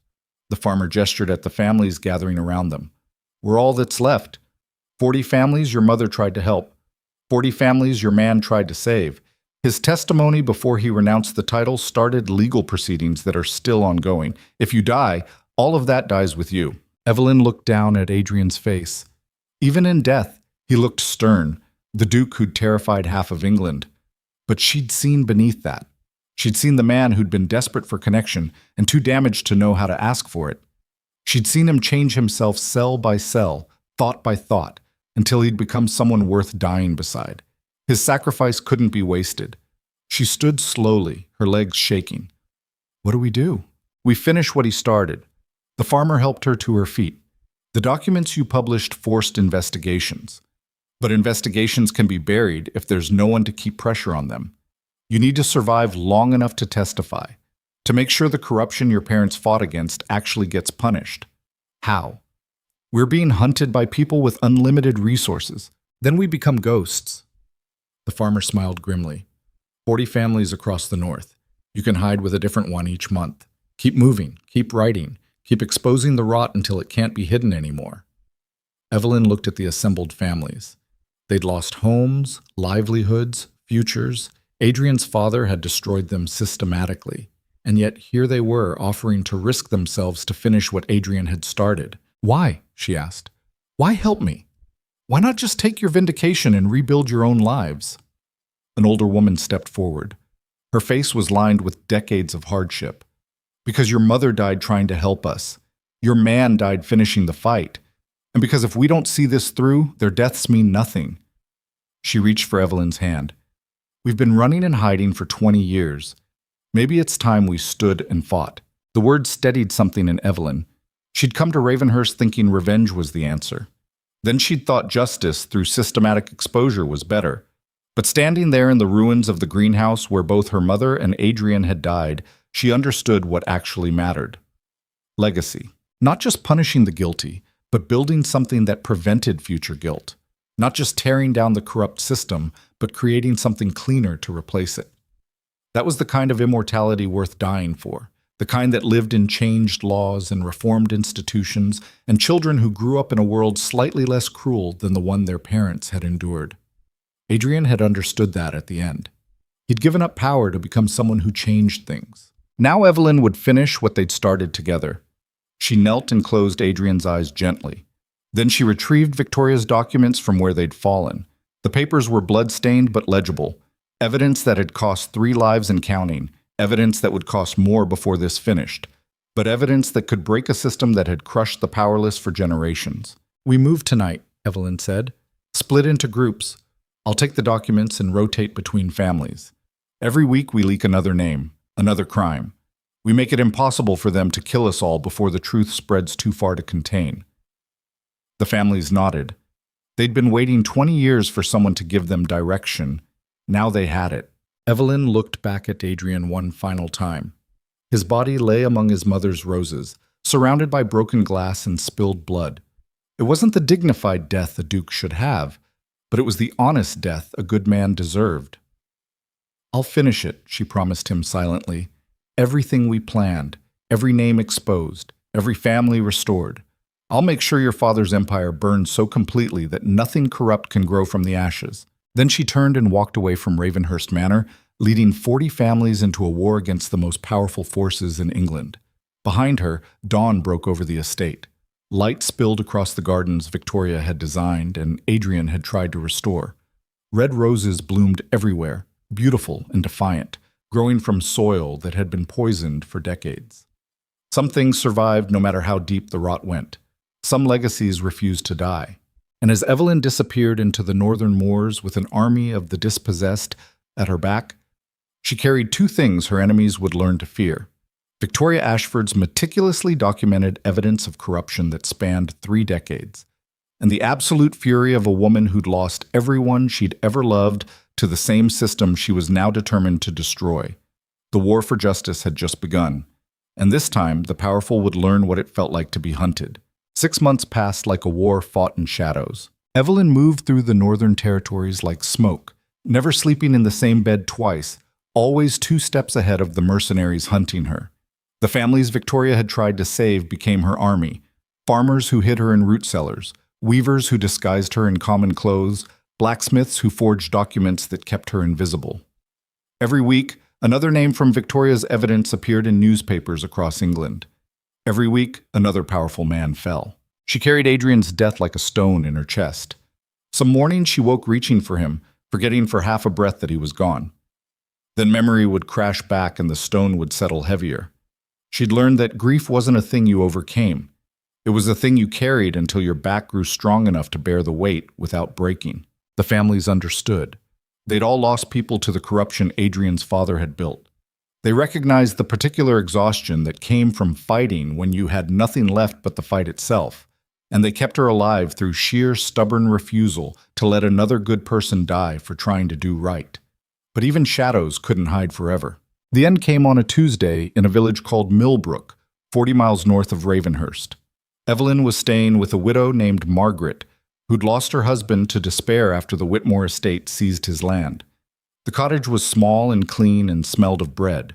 Evelyn had been writing letters to Parliament members, documenting the newest revelations, when Margaret burst through the door. "They've found us! Soldiers! At least 20, coming up the North Road." Evelyn didn't ask how. Didn't matter. She grabbed Victoria's documents and the pistol she'd taken from a dead mercenary and moved to the window. Through the shutters she could see them, professional soldiers in civilian clothes, spreading out to surround the cottage. They'd learned from the greenhouse. This time they weren't giving her room to maneuver. "You need to run," Margaret said. "There's a back path through the wood. They'll have it covered."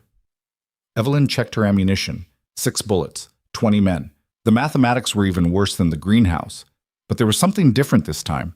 She wasn't trying to escape. She was trying to buy time. "How long until the others arrive?" she asked. Margaret understood immediately. "Hour, maybe less." They saw the soldiers entering the village. "They're gathering now. Then I hold for an hour." Evelyn met the older woman's eyes. "Get to safety. This isn't your fight." "It's been my fight for 20 years. Margaret picked up her late husband's hunting rifle from above the mantel. "You taught me that. Now let me help you finish it." There was no time to argue. The soldiers were advancing on the cottage. Evelyn positioned herself at the front window, Margaret at the side. They had maybe 30 seconds before the assault began. Evelyn used them to think about Adrian, the way his voice had sounded when he'd promised to help her, the weight of his hand in hers, the look in his eyes when he'd thrown himself in front of that bullet. She'd spent 6 months running because his death couldn't be meaningless. Now she'd spend her last hour standing because his life had taught her what courage actually looked like. Not the absence of fear, just the refusal to let fear make the final decision. The soldiers hit the door with a battering ram. Wood splintered. Evelyn fired through the broken planks and heard a scream. Margaret's rifle boomed beside her. Another soldier fell. But there were too many, and they knew their business. Within minutes, they'd breached the cottage from 3 sides. Evelyn fought with everything she'd learned. The knife work from survival, the shooting from necessity, the brutal efficiency of someone who'd discovered violence was a language you spoke when you had no other words left. She took down 4 men before a rifle butt caught her temple, and the world went white. When vision returned, she was on her knees in the cottage's main room. Blood ran down her face from the head wound. Margaret lay nearby, still breathing but unconscious. Soldiers surrounded them, and standing in the doorway was a face Evelyn recognized from Victoria's documents, Lord Ashford. Not Victoria's brother. That man had been found hanged months ago. This was the younger brother, the one who'd helped forge the documents that destroyed families, the one who'd personally benefited from every acre stolen. He was in his 50s, well-dressed, with the kind of face that looked benevolent in portraits and pitiless in person. He studied Evelyn like she was something unpleasant he'd found on his boot. "Victoria Ashford's daughter. I remember your mother. Bright woman. Idealistic. Fatal combination."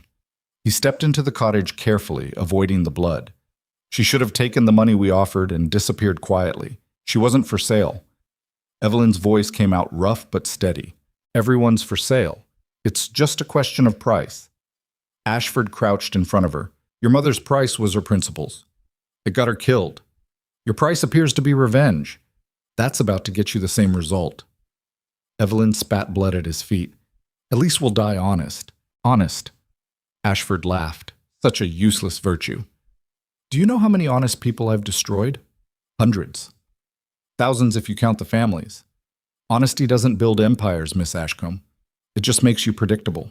He stood and gestured to his men. Kill her. Make it look like she resisted arrest. We'll spin it that she'd gone mad with grief, been coordinating terrorist attacks against innocent nobles. The families harboring her will be implicated.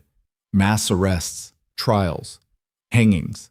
By the time we're done, the corruption scandal will be buried under a dozen worse crimes we've invented. The soldiers raised their weapons. Evelyn closed her eyes and thought of her mother, of Adrian, of all the people who'd died trying to make things right in a world that punished righteousness and rewarded cruelty. At least she'd made them pay something. At least she'd lived with conviction instead of comfort. At least in the end, she'd been more than her anger. The gunshots came from outside, not the soldiers' weapons. Different caliber, different rhythm. The cottage windows exploded inward as return fire tore through the walls. Ashford's men scattered for cover. And through the smoke and chaos, figures poured in. Not just the 40 families this time, but hundreds. Word had spread across the Northern Territories. Every family Victoria had documented. Every person Adrian had tried to help. Every farmer, weaver, blacksmith, and laborer who'd watched corruption destroy their lives while the powerful lived untouched. They'd come to Millbrook armed with everything they could carry: hunting rifles, farm tools, axes, scythes, and the particular fury of people who'd finally found something worth dying for. The battle was brief and savage. Ashford's 20 professional soldiers couldn't stand against 300 ordinary people who'd decided they were done being victims. Some of the civilians died. Evelyn saw an old man go down with a bullet through his chest, a young woman cut down trying to reach her wounded father. But the rest kept coming like a tide that wouldn't be stopped. Ashford tried to run.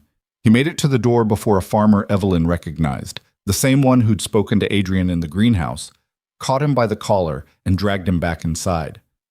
"You want to hang innocent people?" The farmer's voice shook with rage, accumulated over decades. "Let's start with the guilty." "No." Evelyn forced herself to her feet despite the dizziness. Her head wound was bleeding badly, but she pushed through it. "Not like this." The farmer turned to her, confused. "Miss Ashcombe, this man—" "I know what he is. I know what he's done." Evelyn moved between Ashford and the mob, but if we execute him here, we're no different than they were. We become the thing we're fighting. He deserves death. Maybe. Probably. But we deserve better than to become murderers. She looked at the assembled families, bloodied, exhausted, righteously furious. Adrian died trying to break the cycle of violence and corruption. If we kill Ashford now, we're just continuing it. Different faces. Same brutality. The crowd murmured. Some agreed, others looked ready to tear Ashford apart regardless. Evelyn understood both impulses. Mercy felt like weakness when you'd spent years being crushed. But Adrian had shown her something in those last weeks at Ravenhurst. That strength wasn't about how much punishment you could deliver. It was about how much transformation you could survive. "We take him to London," Evelyn said. "We make him stand trial publicly. We let the world see what he is and judge him in daylight instead of executing him in shadow. That's how we prove we're different. That's how we honor everyone who died trying to do this the right way." Silence fell. Then slowly, the farmer nodded. He looked at Ashford with undisguised hatred but stepped back. "For Victoria. For the Duke. We do it legal." Other voices echoed agreement. The crowd pulled back reluctantly, letting justice override vengeance. Ashford sagged in relief until the farmer grabbed his collar again. "But if the courts fail," he said quietly, "we'll be waiting. And next time there won't be anyone merciful enough to stop us." They bound Ashford and 3 of his surviving soldiers. The rest had died in the fighting or fled into the moors. Margaret regained consciousness and insisted she was fine despite obvious injuries. Evelyn's head wound needed stitching, but she refused to rest until they were moving. The procession that left Millbrook that afternoon looked like something from a history painting. 300 common people marching a lord to face justice, carrying their dead on improvised stretchers, singing old songs about resistance and righteousness. Evelyn walked at the front, Victoria's documents clutched to her chest, feeling the weight of every life spent to reach this moment. They reached London 4 days later. The city had been transformed in the months since Adrian's testimony. The corruption scandal had grown too large to contain. Parliament was in chaos. 3 ministers had resigned. 2 were under investigation. The newspapers that hadn't been bought off were running daily exposés. Adrian's sacrifice and the systematic leaks Evelyn had coordinated had created enough pressure that the system couldn't protect itself anymore. It was cracking. Not broken yet, but cracking. Evelyn delivered Ashford to the authorities personally, along with Victoria's complete documentation of his crimes. She gave testimony that lasted 6 hours, detailing everything from her mother's murder to Adrian's death to the systematic corruption that had made both inevitable. The magistrates listened with expressions ranging from horror to calculation. Some were genuinely shocked. Others were mentally preparing their own defenses. When it was over, Evelyn walked out of the courthouse into afternoon light that felt too bright for the darkness she'd been describing. A crowd had gathered, not protesters or supporters, just ordinary Londoners who'd heard the testimony and wanted to see the woman at its center. They parted silently as she passed. Some faces showed sympathy. Others showed something closer to awe. Evelyn felt neither worthy nor interested in their regard. She was just exhausted. 6 months of running, fighting, surviving on rage and stubbornness had carved her down to something hard and essential. She wasn't sure who she'd been before Ravenhurst. That person felt like someone from a story she'd read rather than lived. A carriage waited at the street corner. The driver was Grimshaw, Adrian's old steward. He'd left Ravenhurst after Adrian's death, but had apparently been keeping tabs on Evelyn's campaign. When she approached, he opened the door without speaking. Some grief was too large for words. "Where to, Miss Ashcombe?" he asked when she'd settled inside. Evelyn almost said she didn't know. Then she realized there was only one place left to go. Ravenhurst. "Take me home." The estate looked smaller than she remembered. War and revelation had a way of shrinking things that had once seemed monumental. The manor was partially burned. Ashford's men had torched it after the greenhouse battle, trying to destroy evidence. But the structure stood. Damaged, yes, ruined in places, but standing. Like her. Evelyn walked through rooms she'd once cleaned as a governess, past furniture she'd dusted. Upstairs she'd climbed, carrying tea trays and secrets. The place was empty now. The servants had scattered. Cedric had officially inherited the title but refused to live at Ravenhurst, too tainted by scandal. The estate existed in legal limbo, owned by a duke who wanted nothing to do with it. She found herself in Adrian's study eventually. His desk still held papers from the morning he'd planned to testify to Parliament. His brandy glass sat where he'd left it. Everything preserved like a museum to interrupted momentum. Evelyn sat in his chair and felt the ghost of his presence, the weight of decisions made here, the loneliness he'd armored himself with, the tentative hope he'd allowed himself in those final weeks. She stayed there as afternoon faded to evening. Grimshaw brought food she didn't eat and a blanket she didn't use. He understood what she was doing, saying goodbye to someone she'd never properly mourned because survival had demanded she keep moving. Now she could finally stop. Now she could finally feel everything she'd been outrunning for half a year. The tears came quietly at first, then harder, until she was sobbing into the desk's polished surface. She cried for her mother, dead before Evelyn could truly know her. She cried for Adrian, who'd learned to be good just in time to die for it. She cried for the person she'd been 6 months ago. Angrier, more certain, convinced that revenge was the same as justice. Most of all, she cried because the fight wasn't over. Ashford would stand trial, but others would escape. Some corruption would be rooted out, but more would simply burrow deeper. The system would reform itself enough to survive, and in 20 years some other Victoria would discover some other injustice and start the cycle again. Progress wasn't a destination. It was an endless, exhausting process of pushing against weight that never stopped pushing back. And she was so tired of pushing. The sound of footsteps pulled her from grief. Evelyn looked up to find an old woman standing in the study doorway. Her face was weathered and familiar. The same woman who'd stepped forward in the greenhouse, who'd spoken about seeing things through. "Thought I'd find you here," the woman said. "Mind if I sit?" Evelyn gestured to the chair across from the desk. The woman settled with a sigh that suggested aged bones and long travel. "Martha Whitfield. Don't know if you remember. My husband Thomas was the first family your father ruined. Took our land, forced us into poverty. Thomas hanged himself 2 years later. left me with 4 children and nothing to feed them with. I remember. Your name was in my mother's documents. Martha nodded. Spent 20 years angry. So angry I couldn't see anything else. Thought if I just stayed furious enough, somehow it would change what happened. She looked around the study. Then you started exposing everything, proving it wasn't just bad luck or our fault, that it was deliberate cruelty by powerful men. And I realized something. Anger had kept me alive, but it was also keeping me from living. Evelyn understood the distinction too well. What made you stop? I didn't stop being angry. I stopped letting it be the only thing I was. Martha met her eyes. You did that. You and the Duke. You showed us that fighting back didn't mean becoming what hurt us, that we could demand justice without becoming executioners. We still lost people. Good people died. Everyone dies, child. The question is what they leave behind. Martha leaned forward.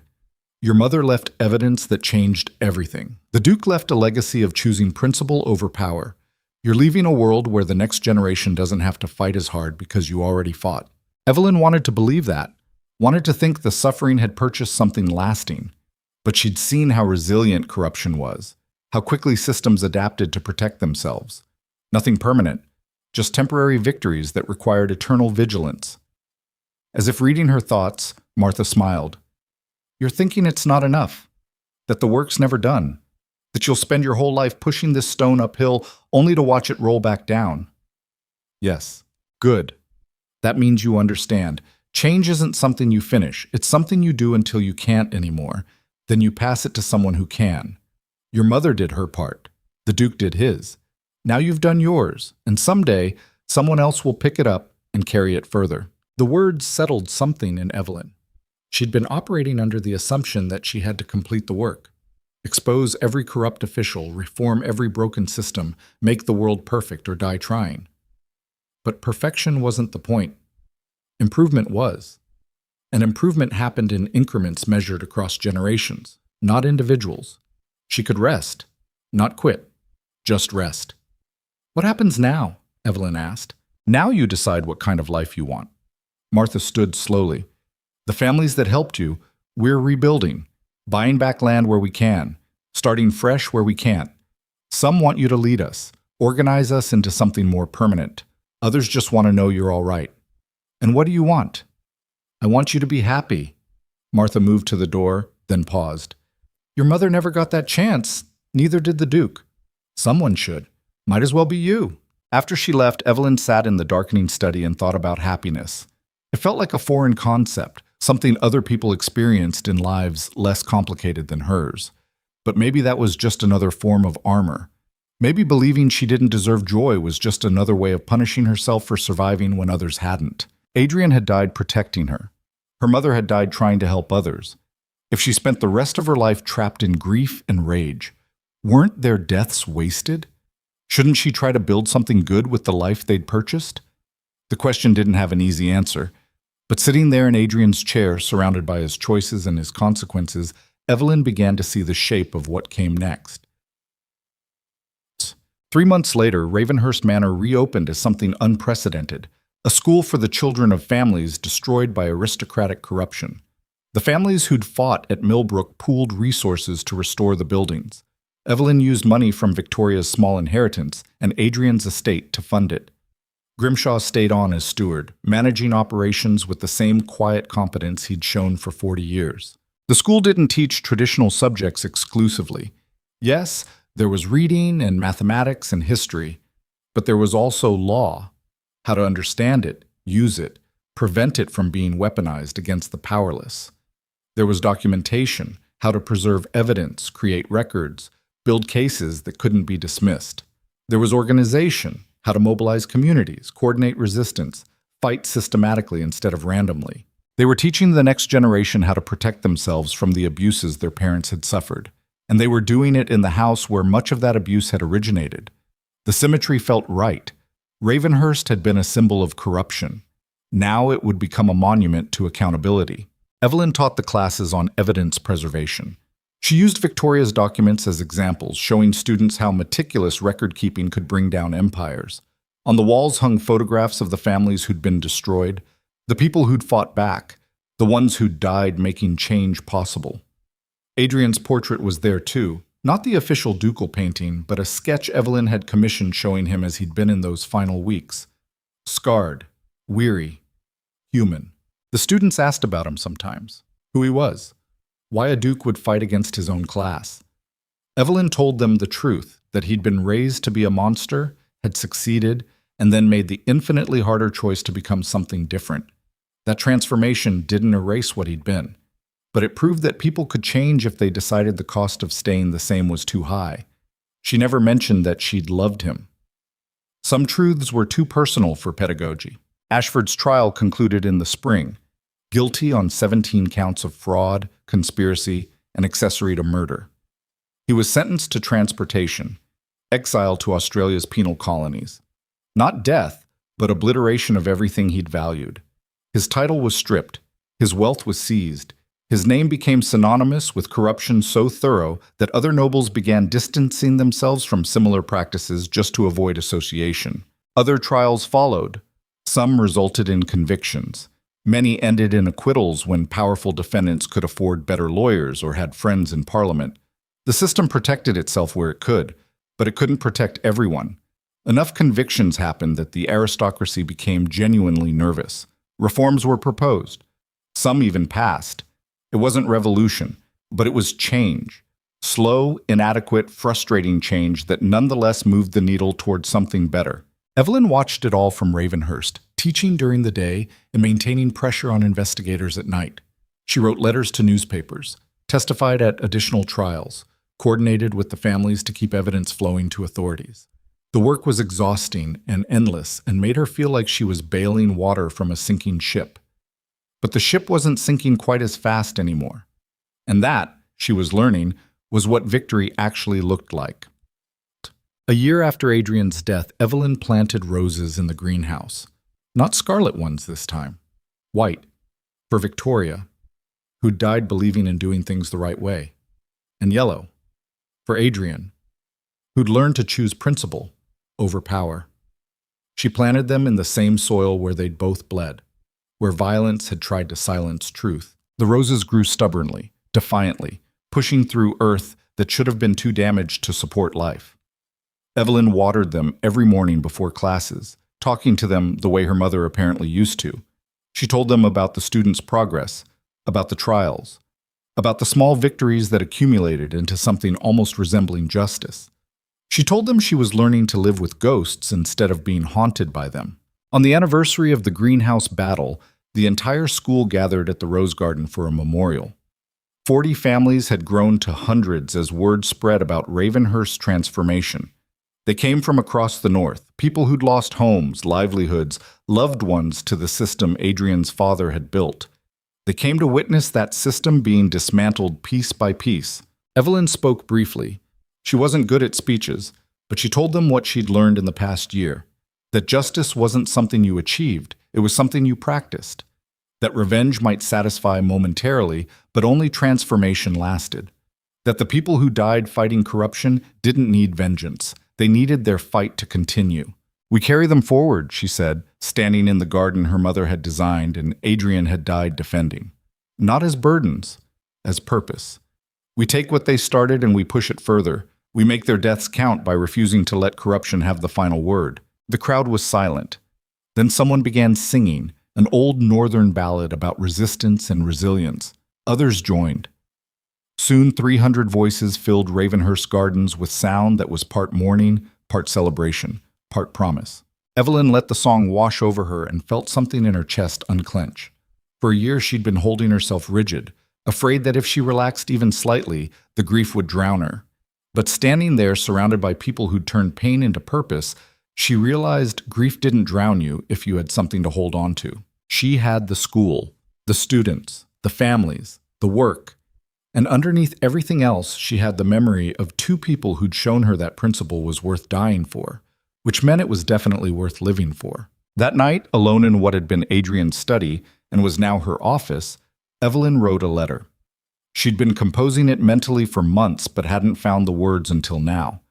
She addressed it to no one specific, just to the future, to whoever might read Ravenhurst's records someday and wonder what had happened here. She wrote about Victoria's determination to document injustice even when it meant death, about Adrian's choice to betray his class for his conscience, about the families who'd fought when they had every reason to surrender, about the students learning to protect themselves in a world that would always have powerful people trying to exploit the vulnerable.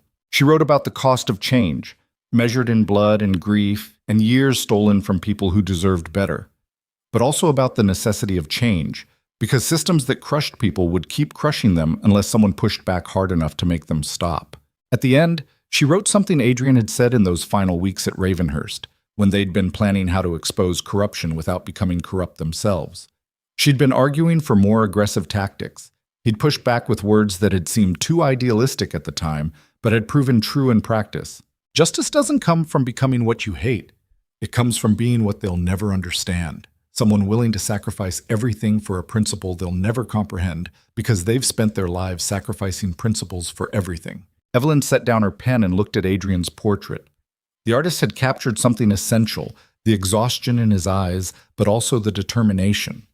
He looked like what he'd been, someone carrying weight he hadn't chosen but refused to put down. She understood that now. Understood that you didn't choose the battles that defined you. You just chose whether to fight them or surrender to them.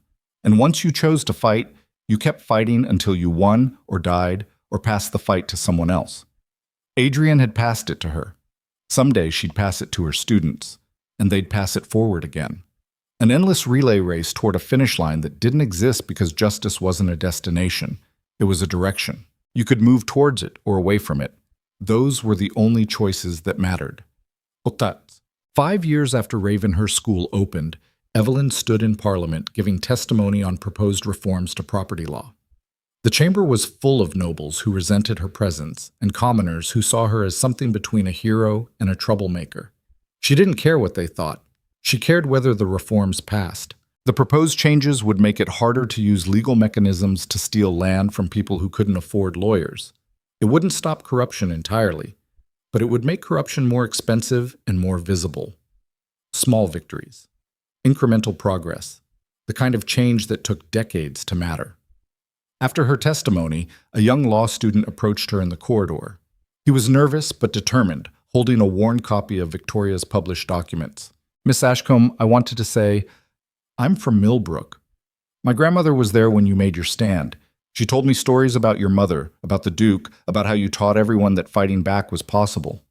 He swallowed. "I'm in law school because of you. Because you proved ordinary people could hold power accountable." Evelyn felt something in her throat. She'd received letters like this before. Young people inspired by the fight at Ravenhurst, using it as fuel for their own battles against injustice. Each one reminded her that the work wasn't wasted, that suffering could purchase something more than just more suffering. "Your grandmother was braver than me," Evelyn said. "She risked her life when she had no reason to think we'd win. She says the same about you." The student smiled. "Says you risked your life when you had every reason to run. That you chose to stand when standing looked like suicide. Standing always looks like suicide until enough people do it simultaneously. Then it looks like revolution." Evelyn handed him back his book. "Keep studying. The law is a weapon. Learn to use it for people who can't afford their own lawyers." After he left, Evelyn walked through London streets toward the boarding house where she stayed during parliamentary sessions. The city had changed in 5 years. Or maybe she'd changed and was seeing it differently, less overwhelming, more navigable. Just a place where people lived and died and fought their small battles against indifference and exploitation. She passed the courthouse where she'd delivered Ashford, walked by the newspaper office that had first published Victoria's documents, stood for a moment outside the hotel where she'd confronted Adrian in that alley, back when she'd been planning his destruction instead of his redemption. That felt like a different lifetime, a different person. She'd been so certain then, certain that revenge was justice, that cruelty deserved cruelty, that the only answer to violence was more violence. Adrian had shown her something more complicated, that responding to brutality with brutality just created more brutality, that breaking the cycle required someone to absorb the violence without passing it forward. He'd absorbed it with his body, taking that bullet in the greenhouse. She'd absorbed it with her choices, turning rage into reform. And because they'd both chosen transformation over revenge, something had actually changed. Not everything, not nearly enough, but something. That night, Evelyn wrote in the journal she'd been keeping since Adrian's death. She wrote about the student from Millbrook, about the reforms slowly grinding through Parliament, about the graduates from Ravenhurst School who were becoming lawyers, magistrates, teachers, people positioned to prevent the next generation of corruption before it took root. She wrote about missing Adrian, missing the version of him she'd only known for weeks before he died, missing the conversations they'd had about what came after revenge, about building instead of destroying, missing his particular combination of ruthlessness and vulnerability that had made him simultaneously dangerous and reachable. She wrote about her mother, whose face she could barely remember but whose principles she carried like inherited jewelry, valuable, weighty, sometimes uncomfortable but always meaningful. At the end, she wrote a sentence that felt true in a way that made her chest tight. I'm becoming the person they died hoping I'd be. Not perfect, not finished, just someone who keeps fighting without becoming the thing I'm fighting against. That's legacy. That's how the dead stay alive. Quote, 10 years after the greenhouse, Evelyn returned to Ravenhurst for the school's anniversary celebration. She was 40 now, marked by the decade in ways that went deeper than age lines. Her hair held threads of gray. Her hands bore scars from fights she'd survived and losses she'd carried. But her eyes held something that hadn't been there before. Not peace exactly, but its exhausted cousin. Acceptance that the fight would outlive her, but that her part mattered anyway. The estate had transformed completely. The manor was fully restored, filled with students and teachers, and the particular energy of people learning to be dangerous in ways that scared power. The gardens bloomed year-round now, maintained by students who treated them like living monuments. And the greenhouse, rebuilt from its ruins, stood as both memorial and classroom, teaching botany and resistance in equal measure. A statue had been erected near the entrance, not of Adrian or Victoria individually, but of two figures standing together. A woman holding documents, a man holding nothing, both facing forward. The plaque read simply, "Those who chose justice over power, principle over privilege, and truth over survival." Their names were listed below. Victoria Ashford, Adrian Whitmore, and beneath, in smaller letters, and all who followed. Evelyn stood before it for a long time. She'd argued against the statue initially, thinking it too grandiose, too commemorative. But the families had insisted, said future generations needed to see faces attached to the principles, needed to know that real people had paid real costs for the freedoms they'd inherited. Someone touched her shoulder. Evelyn turned to find Grimshaw, impossibly older now but still standing. The old steward smiled with the weariness of someone who'd watched empires fall and gardens grow from the ruins. He'd be proud, you know. Grimshaw gestured at the school. Of what you built here. What you made from what he tried to start. We built it. All of us. Evelyn's voice was rough. He just showed us it was possible. No. He showed us it was necessary. You showed us it was possible. They stood together watching students pour out of the manor for the anniversary gathering. Hundreds of them now, children of farmers and weavers and laborers, learning skills that would let them protect themselves and their communities. Learning that power wasn't something you were born with. It was something you built through knowledge and organization and the stubborn refusal to accept injustice as inevitable. The ceremony began at sunset. Speeches from graduates who'd become lawyers, from families who'd reclaimed their land, from magistrates who'd been inspired by the trials to take corruption seriously. Evelyn listened to them describe a world that was measurably better than the one Victoria and Adrian had died trying to fix. Not perfect. Still full of cruelty and exploitation and systems designed to protect the powerful at the expense of everyone else, but better. Unmistakably, quantifiably better. When Evelyn's turn came to speak, she stood before 300 people and felt the weight of every person who died making this moment possible. She thought of her mother, murdered for documentation, of Adrian, shot defending principle, of the families cut down at Millbrook and in a dozen other battles, of the students who'd graduated and gone on to fight their own wars against corruption. She spoke for 10 minutes, not about victory, that felt premature and dishonest, but about persistence, about how change required generations of people willing to push against weight that never stopped pushing back, about how justice wasn't something you achieved once and then relaxed. It was something you practiced daily until it became habit, then taught to others so they could practice it when you couldn't anymore. The dead didn't need our grief, she said finally. They needed our commitment. They needed us to take what they started and carry it forward. Not perfectly. Not without mistakes. Just forward. Always forward. That's how we honor them. Not with statues or ceremonies, but by refusing to let their sacrifices be the end of the story. The crowd was silent. Then applause began. Not the polite variety, but the fierce kind that came from recognition. These people understood what she meant because they'd lived it. They'd all lost someone. They'd all fought battles that cost more than they'd wanted to pay. And they'd all made the choice to keep fighting anyway. After the ceremony, Evelyn walked alone to the greenhouse. Inside, roses bloomed in impossible profusion, white and yellow and now red again, reclaiming their color from the threats that had once accompanied them. She touched the petals of a scarlet rose and thought about symbols, how something could mean death and beauty simultaneously, how meaning changed based on context and choice. The scarlet roses had once been threats. Now they were promises, not of revenge, but of resilience, not of blood, but of blooming despite conditions that should have killed everything. She heard footsteps and turned. A young woman stood in the doorway, one of the first students who'd attended Ravenhurst School, now graduated and working as a solicitor defending families against predatory legal practices. Her name was Scarlet, and she'd grown from a terrified 7-year-old into someone formidable. "I wanted to thank you," Scarlet said, "for everything, for showing me that being powerless wasn't permanent, that systems could be fought and sometimes beaten. You fought them yourself. I just taught you how." "No. You taught me it was worth trying." Scarlet moved into the greenhouse looking at the roses. "My parents died when I was 5.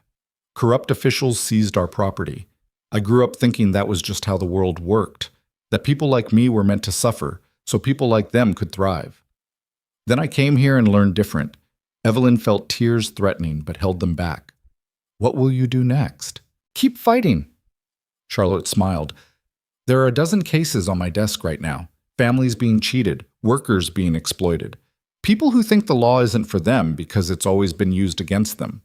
And I'm going to show them what you showed me, that the law is a tool, and tools work for whoever learns to wield them."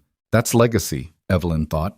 Not statues or ceremonies, just people learning and teaching and passing forward the conviction that resistance was possible, that change, however slow, was achievable, that the arc of justice didn't bend itself. It required endless human hands pulling it toward something better. After Scarlet left, Evelyn stayed in the greenhouse until full dark. She sat among the roses and let herself remember everything: the fear, the rage, the grief, the small victories that had cost enormous prices. She thought about the person she'd been when she'd first arrived at Ravenhurst, burning with revenge and convinced that destruction was justice. She thought about who she'd become, someone who built instead of destroyed, who taught instead of punished, who'd learned that the highest form of resistance wasn't violence, but transformation, the kind that took your enemy's weapons and reforged them into tools for liberation. Adrian had shown her that transformation was possible even for people raised to be monsters. Her mother had shown her that documentation and evidence could survive when people didn't. The families had shown her that ordinary people, given tools and organization, could challenge extraordinary power. And she'd learned, slowly and painfully, that the point wasn't winning permanently. It was fighting persistently enough that each generation inherited a slightly less brutal world than the one before. That was enough. It had to be enough. Because anything more required resources she didn't have: immortality, unlimited energy, the ability to single-handedly dismantle systems centuries in the making. She was just one person, but one person who'd helped 300 others become dangerous to corruption. And those 300 would help thousands more.